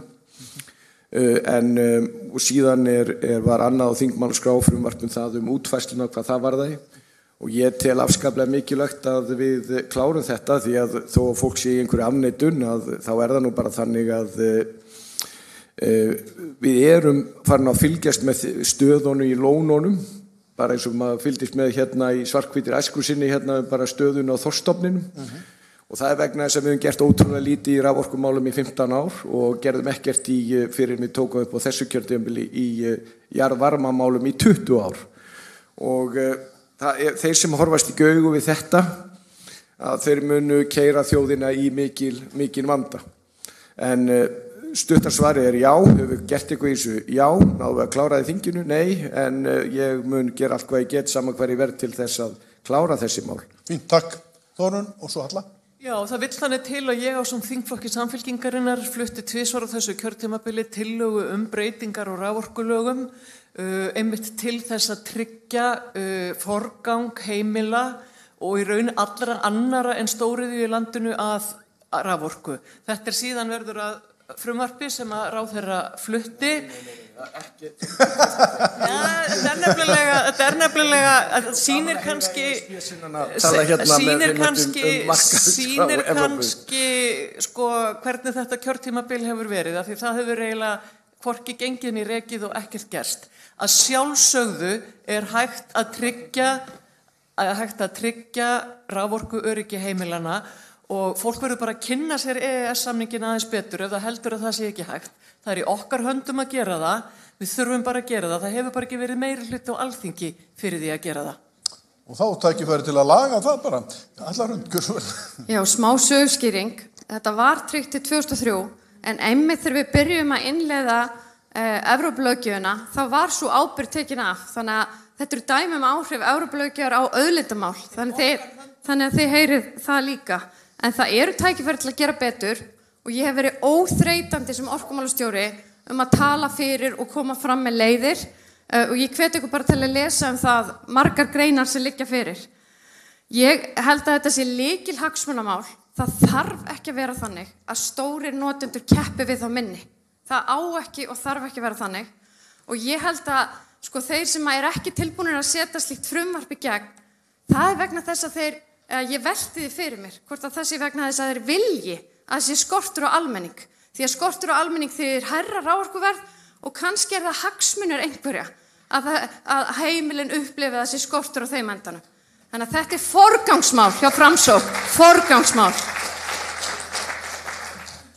Já, ég vil taka bara undir með Höllu Hrund með það að þetta allt saman spurningum ákveðið áráðusbragð líka að láta fólk finna og skilja og skynja að það sé fyrir hendi eitthvað vandamál sem að kallar á hraðari orkunýtingarplön heldur við höfum áður séð. Þetta einhver hluti af einhverju plani, einhver staðar. En já, það þarf að lögfesta að nýju að orkuframleiðendur tryggi orku til heimila og smærri fyrirtækja. Það á okkar valdi að gera það. Viðskiptamarkaða með raforku ekki til þess fallin að lækka orkukostnað til heimila. Það liggur fyrir. Já, kannski fyrst örsnögt varðandi hraðaspurninguna áðan. Það var auðvitað ekki hægt að svara henni því hún gerði ráð fyrir því að menn svöruðu því til hvort að það veru eingöngu áhrif mannsins sem hefði áhrif á loftslagsbreytingar. Það auðvitað fleiri þættir sem koma þar inn. Vissulega. Já, þannig að þess vegna svaraði ég ekki þeirri spurningu eins og sást með krosslöðu höndum mínum. En varðandi rafmagnið, þá það þannig að fremst í röðinni auðvitað að við komum okkur út úr þeirri stöðu að hér sé í landinu skortur á rafmagni. Ég held nú fram að sé raunin bara ef við horfum á uppbyggingu fjölbreyttu fyrirtækja sem svona hægist á nú stundir vegna þessa. En það þannig að forsenda bæði heimila og fyrirtækja fyrir svona forsvaranlegum rekstrarskilyrðum hér á Íslandi, bara vegna annara þátta sem eru mótdræga okkur, eins og fjarlægð frá mörkuðum og þar fram til götunum, lágt og stöðugt raforkuverð. Og við í Miðflokknum höfum nú ekki verið taldir miklir aðdáendur orkuparka Evrópusambandsins og þetta auðvitað mál sem við þurfum að finna lausn á hvað varðar öryggi heimilanna til öruggra raforku á hagkvæmu verði. Arnar Þór. Já, þetta verður nokkuð svona þema greinilega í mínum málflutningi hérna á fundinum. Það að segja klúður núverandi stjórnmálamanna gagnvart hagsmunagæslu sem snýr að íslenskum heimilum og íslenskri náttúru. Að ósekju og algjörlega ófyrirsinju innleitu íslenski stjórnmálamenn þriðja orkupakkann sem að geri það að verkum að íslensk heimili eiga erfitt með að verjast þessum raforkuskorti. Það staðreynd. Og síðan þegar fjórði orkupakkin kemur og væntanlega flest allir flokkar á Alþingi munu vilja samþykkja það líka, að þá verða gerðir minni kröfu til vindorkuvera, bara svo það sé sagt hér. Og varðandi síðan áfram fúskið að það sem að kemur snýrað kolefnisgjöldum og sköttum á íslenskt efnahagslíf, þetta eru hlutir sem við hefðum getað beðið undanþágu á og var ekki gert, bæði gagnvart fluginu sem var algjört klúður og sömuleiðis gagnvart því að festa sömu skuldbindingar á Ísland eins og aðra þjóðir sem við erum 20 árum á undan. Þannig að þetta fólk getur ekki verið á fóðrum hjá Íslendingum almennt áfram því að þeir eru að skaða íslenska hagsmuni. Þakka þér fyrir. Og þá förum við út á hinn endan og tökum flokk fólksins, af því að þú nú alltaf hefur oft verið síðastu, Björn. Gjör svo vel. Fyrir Spurningin? Já. Auðvitað ekki orkuskortur á Íslandi. Það hlálegt að heimili landsins séu að gjalda fyrir það núna hvernig við höfum ráðstafað orkunni. Það ömurlegt. Það þyngra en tárum taki að velta því fyrir sér. Það einhvern veginn þannig með öll almannagæði að við erum að missa þau út úr höndunum á okkur til nokkura ofurríkra einstaklinga sem virðast verið í mjög sterku talsambandi við íslensk stjórnvöld. Hvað varðum fiskinn okkar? Hann okkar? Eigum við fiskimiðin? Hvað varðum rafmagnið okkar? Hvað að verða náttúruna okkar? Hvað að verða allt það sem við höfum verið stoltust yfir? Hitaveitan. Nú talað það að orkuskortur kom í veg fyrir það að sundlaugarnar okkar séu opnar á veturna. Það þarf að yfirbyggja þær, opnar sundlaugar. Eru þið ekki að grínast? Góð spurning. Sósíalistar? Tek undir með Birni að þetta fáránleg staða sem komin upp þegar við erum að framleiða allt þetta rafmagn og það talað að það sé bara einhver yfirvofandi orkuskortur til heimilanna að loka sundlaugunum og svona. Þetta fáránlegt, þetta algjörlega galið. Maður langar aðeins að ræða þetta í samhengi við EES og ESB. Persónulega ég á móti því að Ísland fari inn í ESB en sósíalistaflokknum finnst að þjóðinni að sé skulda þjóðaratkvæðagreiðsla málið. Við þurfum að skoða þetta en ég vil nefna það í þessu samhengi út af því að það virðist EES virðist vera notað sem afsökun stundum fyrir spillingu á Íslandi. Þeir segja okkur að það verði að gera þetta út af EES en svo það bara ekkert raunin. Það verður ekkert að gera þetta út af EES. Þeir ákveða að gera þetta sjálfur. Álverin og stóriðan að fá gigantískt magna orku hérna og borga alla skatta, koma sér undan sköttum bara með því að segjast vera ekki að skila hagnaði sem bara algjör lygi. Þannig að það þarf bara að standa fastar í fætnar gagnvart þessu. Nei, það engin yfirvofandi orkuskortur og já, við þurfum auðvitað þurfum að tryggja það að setja rafmagn fyrir heimilin áður en við förum að selja það út úr landinu. Og þá þurfum við 2 svör í viðbót frá Viðreisn og svo Pírötum. Já, takk. Það frábært að heyra hvað mikill samhljómur þetta málefni hérna í þessum panel og ég alveg samfærður það að við finnum lausn á þessu. Það ákveðið lagalega úrlausnarefni sem það að finna út úr en ég samfærður við finnum lausn á því að standa skjaldborg heimilin í orkunni. En þá dugar ekki einungis að tryggja frambúðið, það líka að passa dreifikerfið og við gleymum því stundum hér á höfuðborgarsvæðinu að það ekki allstaðar jafn gott og það þarf að styrkja dreifikerfið þannig að heimilin allstaðar á landinu hafi aðgang að orkunni. Og ég get ekki sleppt í að nota tækifærið og til að hrósa sósíalistum. Hérna erum við algjörlega sammála varðandi Evrópumálin að við skuldum þjóðinni að sé haldið þjóðaratkvæðagreiðslu áframhaldið aðildarviðræður við Evrópusambandið og út af því Evrópusambandið bara á góma og við erum að velta því fyrir okkur, þá er líka ágætt að velta fyrir sér hvaðan umhverfislöggjöfin og hver er leiðandi í málefnum umhverfisins í heiminum. Takk fyrir það og þá er það Píratir. Já, takk fyrir. Auðvitað viljum við að almenningur hafi forgang að þeirri raforku sem er framleidd. En við erum með miklu stærri sýn á þessi mál heldur en bara það.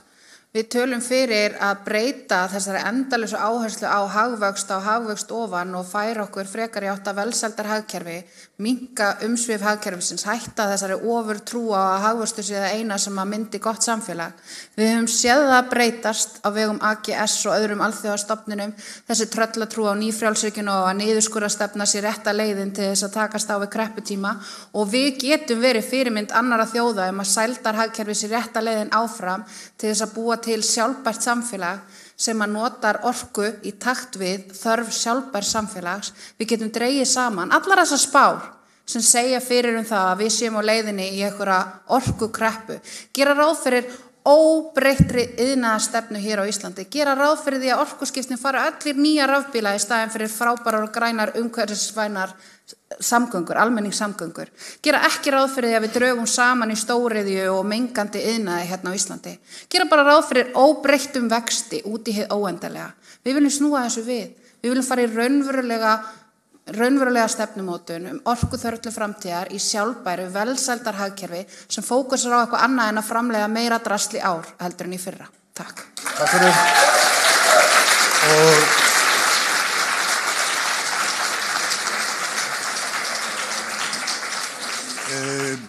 ég held nú að það sé full ástæða til að gefa þeim öllum lófaklapp fyrir að koma og svara.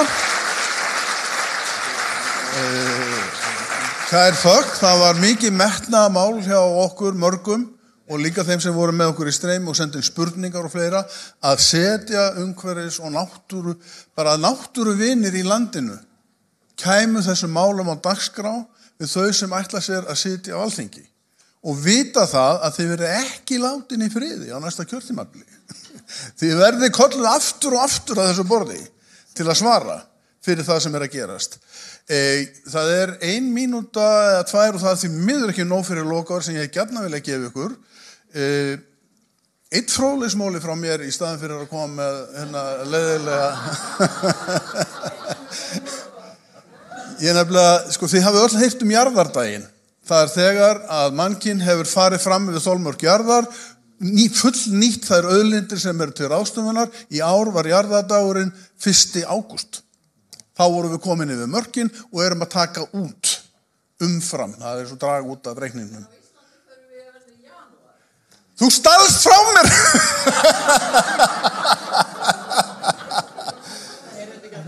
Ég er ekki viss allir að verða þetta. Hún stelur frá mér línunni. Jörðin, mannkyn í heild, fór yfir 1. ágúst. Svo voru nokkuð fátækríki sem voru mjög sein. Af því að þau blása lítið út og þau menga lítið annað, þannig að fátækusturíkin eru þarna kringum mánaðamótin, júlí-ágúst. Þau sem eru öflugust á þessum ferli, það eru ríki svo Katar og fleiri, og þau eru búin að fara yfir mjög snemma. En eins og hér kom fram, Ísland er ekki á þessum lista, vitið af hverju? Þeir sem taka saman, þeir trúðu ekki niðurstöðan. Bara trúðu þess ekki, þetta getur ekki verið.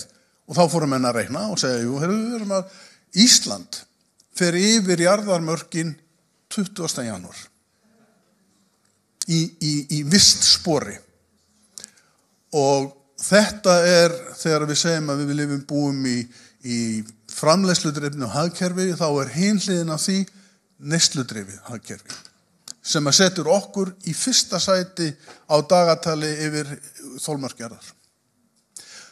Þetta segja þeir upp í háskóla, sjálfum Háskóla Íslands. Þannig vitnisburðurinn það. En ég þakka ykkur fyrir. Björgauður, viltu segja ykkur snjöll lokaorð?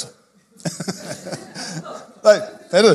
Þá er það ungir sem ætla að útluta sólinni og gera prófið. Guðmundur.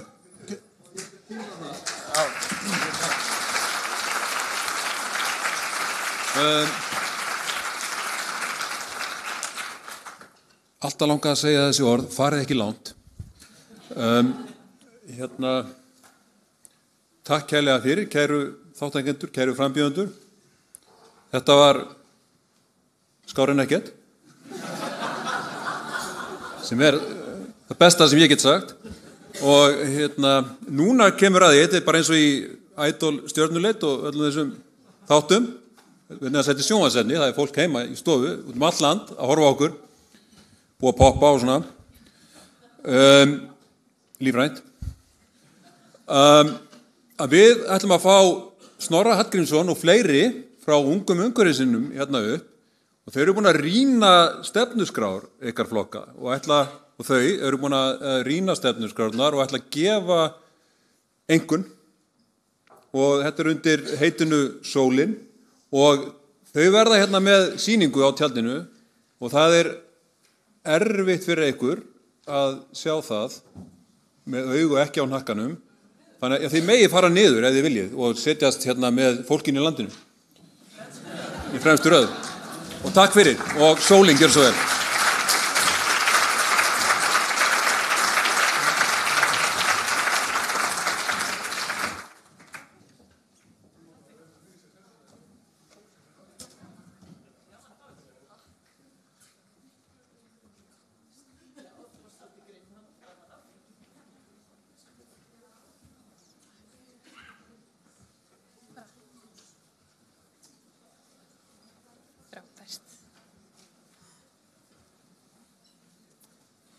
Sæl veriði, háttvirta samkoma með vonum óskipta símalausa athygli, þá viljum við færa ykkur fréttir.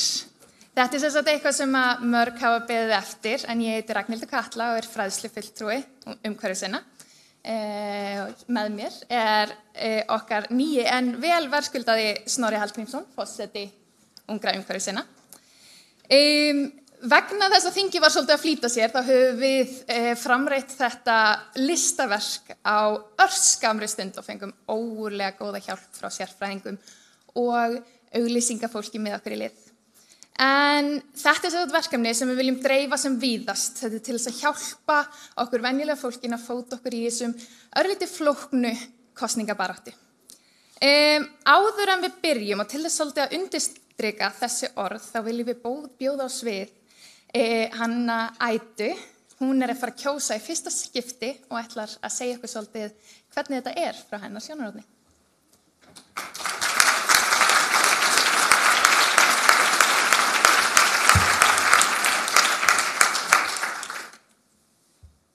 Sæl öll, ég heiti Æda og er 19 ára fyrsta árs háskólanemi og er loftslagsfulltrúi ungra umhverfissinna. Þetta eru því fyrstu alþingiskosningarnar þar sem ég er með kosningarétt og ég ætla að nýta mér sólina til þess að ákveða hvernig ég ætla að kjósa. Ég hef tekið þátt í umhverfis- og loftslagsaktivisma síðan að ég var 13 ára og hef því lengi verið spennt til að fá að kjósa. En nú þegar ég stend loksins frammi fyrir fyrstu alþingiskosningunum mínum verður þetta allt svolítið yfirþyrmandi. Eins og ég segi er ég á fyrsta árinu mínu í háskóla og ég er loftslagsfulltrúi ungra umhverfissinna og er þess vegna eins og bókstaflega allt unga fólki sem ég þekki frekar upptekinn. Auk tímaskorts er ég ekki nógu klár í umhverfismálum til að vita nákvæmlega hvað ég á að vera að leita af í stefnum flokkana, þrátt fyrir að hafa mikinn áhuga á umhverfis- og loftslagsmálum. Mér langar til að kjósa fyrir því sem best lýsir mínum skoðunum, en ég hef komist að því að það er hægara sagt en gert. Þess vegna er sólin svo mikilvæg fyrir fólk eins og mig sem vil kjósa fyrir umhverfið.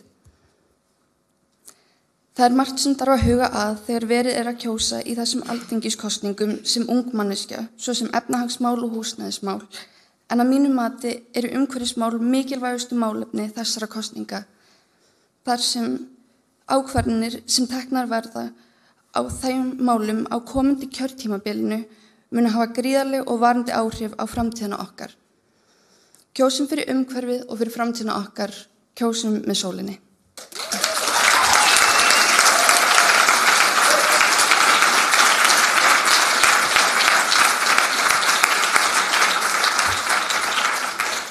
Takk fyrir það, Edda.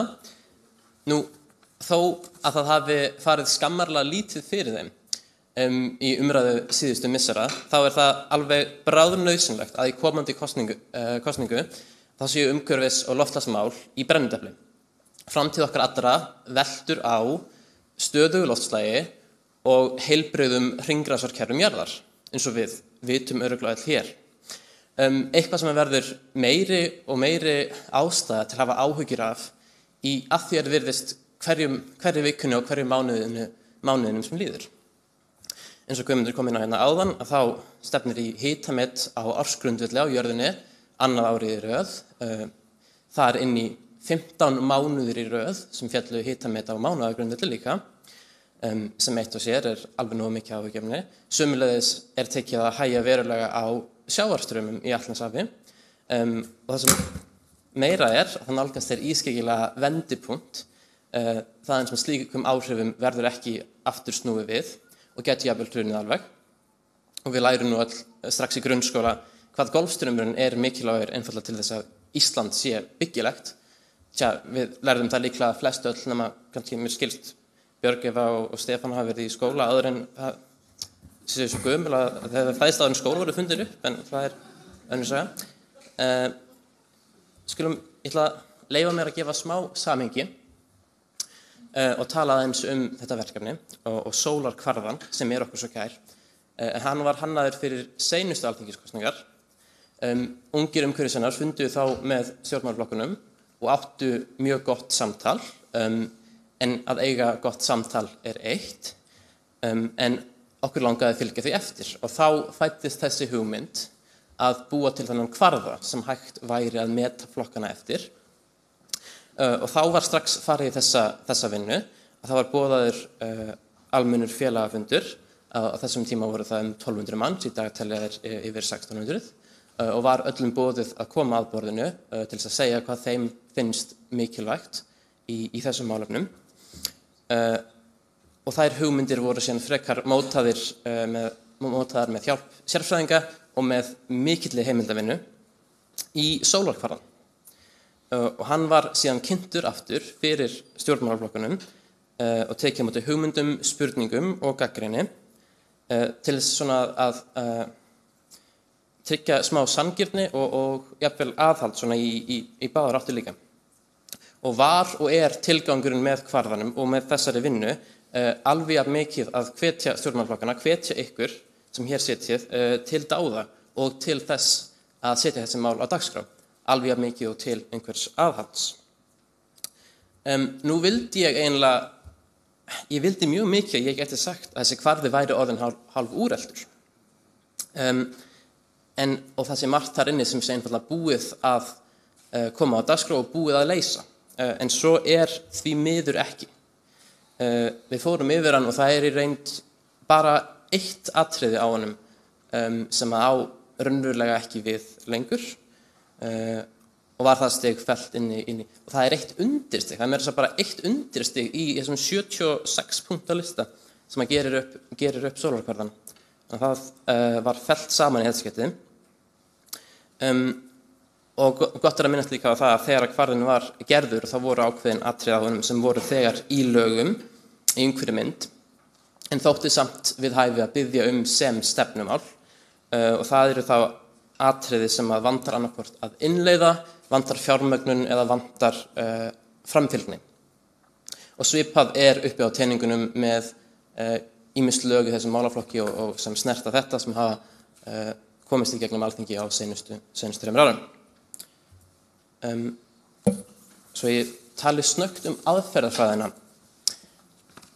Við höfðum samband við flokkana núna skömmu eftir að búa til kosninga með, skömmu fyrir ára og fengum til að fá sendar stefnur þeirra. Ég held að Ragnhildur hafi beðið að enginn var með síman uppi. Og þau gögn sem við tökum við og sem við metum eru formlegar samþykktar stefnur flokkana sem og kosningaáherslur og til að meta þessi gögn að þá réðum við til að starfa 3 starfsmenn sem hafa bakgrunn í líffræði, stjórnmálafræði og tölfræði ásamt frekari menntun í umhverfisfræðum en eiga það auðvitað öll sameiginlegt að vera ungir umhverfissinnar. Og einna mikilvægasti hlutin af þessu ferli auðvitað að tryggja hlutleysis og sanngirni. Svo við lögðum mikla áherslu á að ráða einstaklinga sem eru óflokksbundnir og án tengsla við stjórnmálaflokkana. Sömuleiðis, þegar það var farið yfir þessu gögn, þá voru allar stefnur og öll gögn afmáð, nöfnum flokkana, en sem og öðrum upplýsingum sem gætu bent til hvaðan þær komu, nöfn fólks, staðsetningar og fleira. Þannig að þegar starfsfólk fekk í hendur stefnunar, vissu þau í raun ekki hvaða flokks var að vera að fara yfir. Það var bara stefna flokks 1, 2, 3 og svo framvegis. Og hver starfsmaður fór yfir gögn og gaf stig í hverjum flokki fyrir hvert atriði fyrir sig og lokaengun síðan meðaltal af þessum 3 engunum. Kemur það fyrir að ákveðnum stöðum hafi einn gefið stig og annar ekki og það getur verið að hafa túlkun eða skýrleika stefnunar sem á við. Auðvitað þetta bara stefnur sem við erum að meta, bara orð á blaði. En ég tel samt að þetta sé mjög öflugt verkfæri. Við erum búin að fara yfir, töldum það saman, 344 A4 blaðsíður af gögnum. Margt má ásaka stjórnmálaflokkum, en að vera stuttort ekki eitt af þeim. Til þess að gera þessar engunir.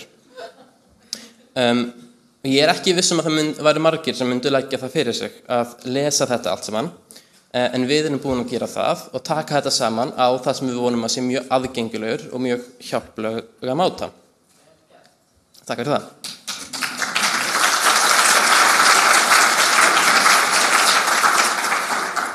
Og sömuleiðis vonumst við til að þetta geti verið gagnlegt tól fyrir flokkana sjálfa, að þarna geta þeir séð mjög skýrt hvar þeir eru sammála og hvaða málefni þeir eru sammála.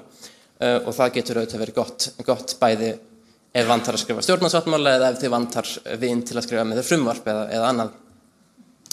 En það ágætt að hafa orð á því líka. Við erum hingað ekki komin til þess að segja einum hvað þeir raunverulega að kjósa. Við viljum einfaldlega hjálpa öllum, bæði ungum sem og öldnum, að geta tekið upplýsta ákvörðun, en hver þarf auðvitað að ákveða fyrir sig og eiga það við eigin sannfæringu hverjum hann treystir, hvað honum finnst skipta mestu máli, hver með sætasta brosið og allt hitt sem skiptir svo miklu máli. En ég ætla ekki að draga þetta mikið lengur. Ég varpaði hérna upp á skjánum hvernig stigagjöfin brotnar niður. Það eru 40 stig í boði fyrir loftslagsmál, 30 fyrir náttúruvernd, 30 fyrir hringrásarsamfélag, sem summera upp í mjög snirtileg 100 stig. Þetta ætti alltaf að vera mjög skýrt. Þannig að ég ætla að leyfa Ragnhildi að kynna raunverulega niðurstöður.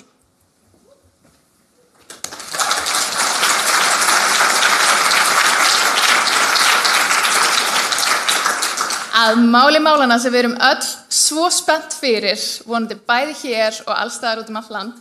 Ég vona að tæknin bregðist mér ekki, ég var að reyna að koma sinn þannig að einhverjum svífa inn létt og leflega. Við skulum bara byrja á þeim sem eru þarna fremst. Já, þá sjáum við hér að Framsókn fær 6,8 í loftslagsmálum, 9,7 í náttúruvernd og 13 hringrás á samfélaginu, en í lokaengun fá þau 29,5 stig. Þá fá þau 13 svo sagt í hringrás á samfélaginu, en þar af voru til dæmis 6 í úrgangsmálum. Ef við förum næstu Viðreisnar, þá fáum við þessi stig hér, en þau fá mjög hátt í loftslagsmálum út frá svo sagt sérstaklega þá flokkinu það sem við segjum annað, sértækum og hugsjónamiðum. Allt í góðu. En þau skoruðu einnig hátt í vistkerfis- og úrgangsmálum. Ef við hendum í næsta þá Sjálfstæðisflokkurinn með 20,7 heildarstig og þau fá ágætlega jafnt í öllum flokkum en þá kannski svo lítið hærra í hringrás og samfélagi. Já, næsta erum við ekki öll alveg bara með fiðring í tánum. Já, Flokkur fólksins fær 1 heildarstig Og þá það fyrir stefnumál sem kom inn á landbúnað og matvæli. Miðflokkurinn fær 5 heildarstig og skora þá í náttúruvernd og hringrásasamfélagi. Nei, hástökkvarar ársins með falleg 5 stig og viljum við þá fara til lýðræðisflokksins en þau fá 2 stig og þá það í svolítið því sama þá í undirflokkum sem að varða vistkerfi og landbúnað. Píratar fá næstu í fullt hús stiga fyrir loftslagsmál og einnig hátt í hinum flokkunum með samanlögð 91,7 stig á skalanum. Mjög flott. En að næsta Samfylkingin en þau skora hlutfallslega hæst í flokki hringrásasamfélagsins og eru með samanlögð 59,3 stig. Við erum komin að Vinstri grænum sem að ná samanlögðum 88,3 stigum og ná sem sagt jafn mörgum stigum í flokkum hringrásasamfélags og náttúruvernd en eru líka há í loftslagsmálum.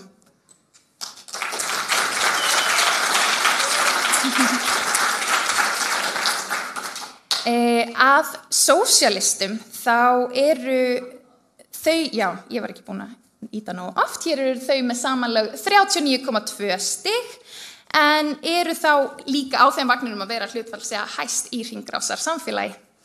Að lokum viljum við enda á árbyrgri framtíð sem fær samanlögð 0 stig þar sem ekkert í stefnu þeirra segir umhverfismál af því sem við náðum að safna.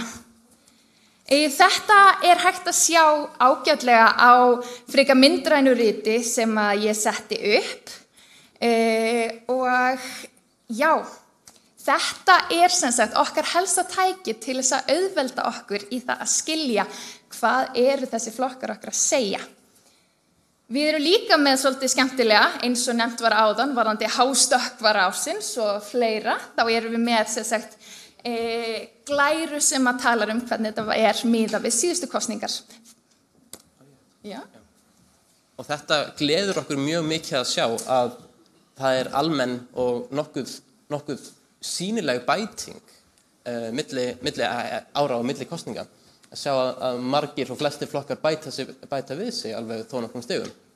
Sem að gleður okkur mikið að sjá og okkur langar að halda því fram að það sé að minnst kosti að einhverju leyti verið að hlusta á okkur sem mjög gaman að sjá og að heyra. Og jú, það er réttbörg frá hlutfallslega, þá hlýtur miðflokkurinn að vera með mestu bætinguna, hafandi 5-falda stigafjöldnastinn frá seinast. Ef þið haldið áfram þeirri vegferð, þá verðið búin að brjóta skalan fyrir 2 kosningar.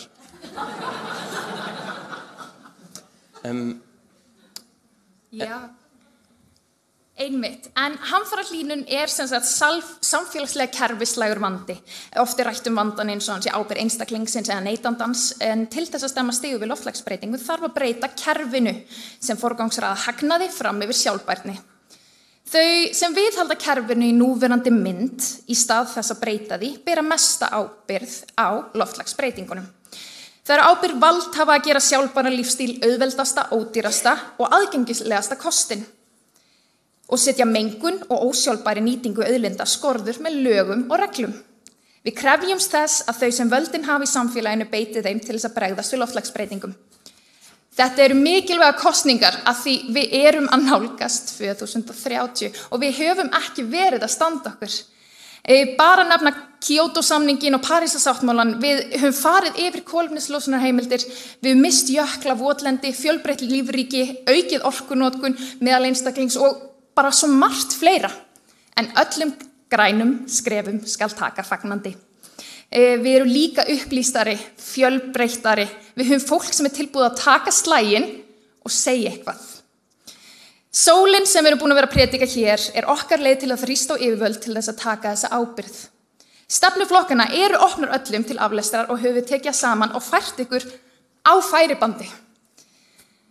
Þau segja okkur hvað þau ætla að gera og viljum við treysta þeim fyrir framtíð okkar.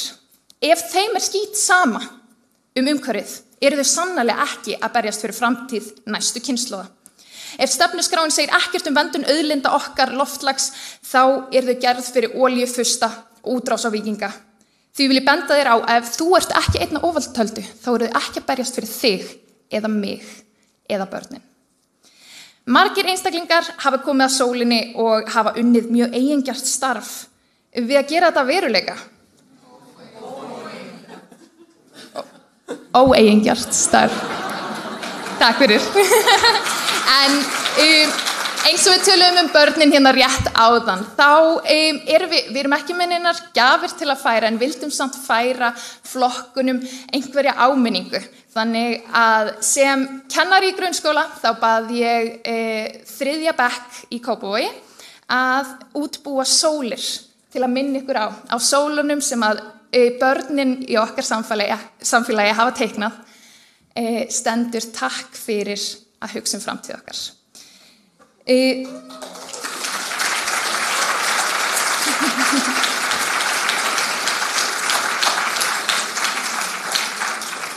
Fólk segir að versta eftirsjáin að hafa ekki gert neitt. Við viljum því biðja ykkur að hjálpa okkur að deila sólarboðskapnum, deila límmiðunum, deila á samfélagsmiðlum, segja frá, tala við þau sem eru ósammála ykkur, tala við þau sem eru sammála ykkur og endilega deila og tala við fallega, flotta fólki sem ætlar að leiða þjóðin okkar í átt að betri framtíð.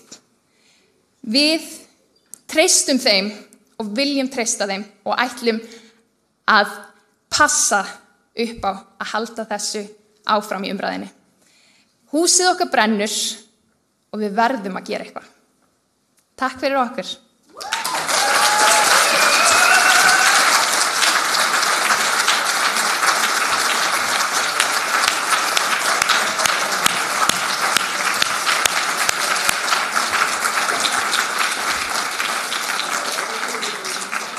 Takk kærlega og takk kærlega fyrir fundin, takk kærlega fyrir þáttökuna, skýr orð öll innan tímamarka og munum svo bara eftir viku að kjósa með náttúrunni, kjósa með umhverfinu, kjósa með loftslaginu, kjósa með framtíðinni, fyrir framtíðinni. Takk fyrir.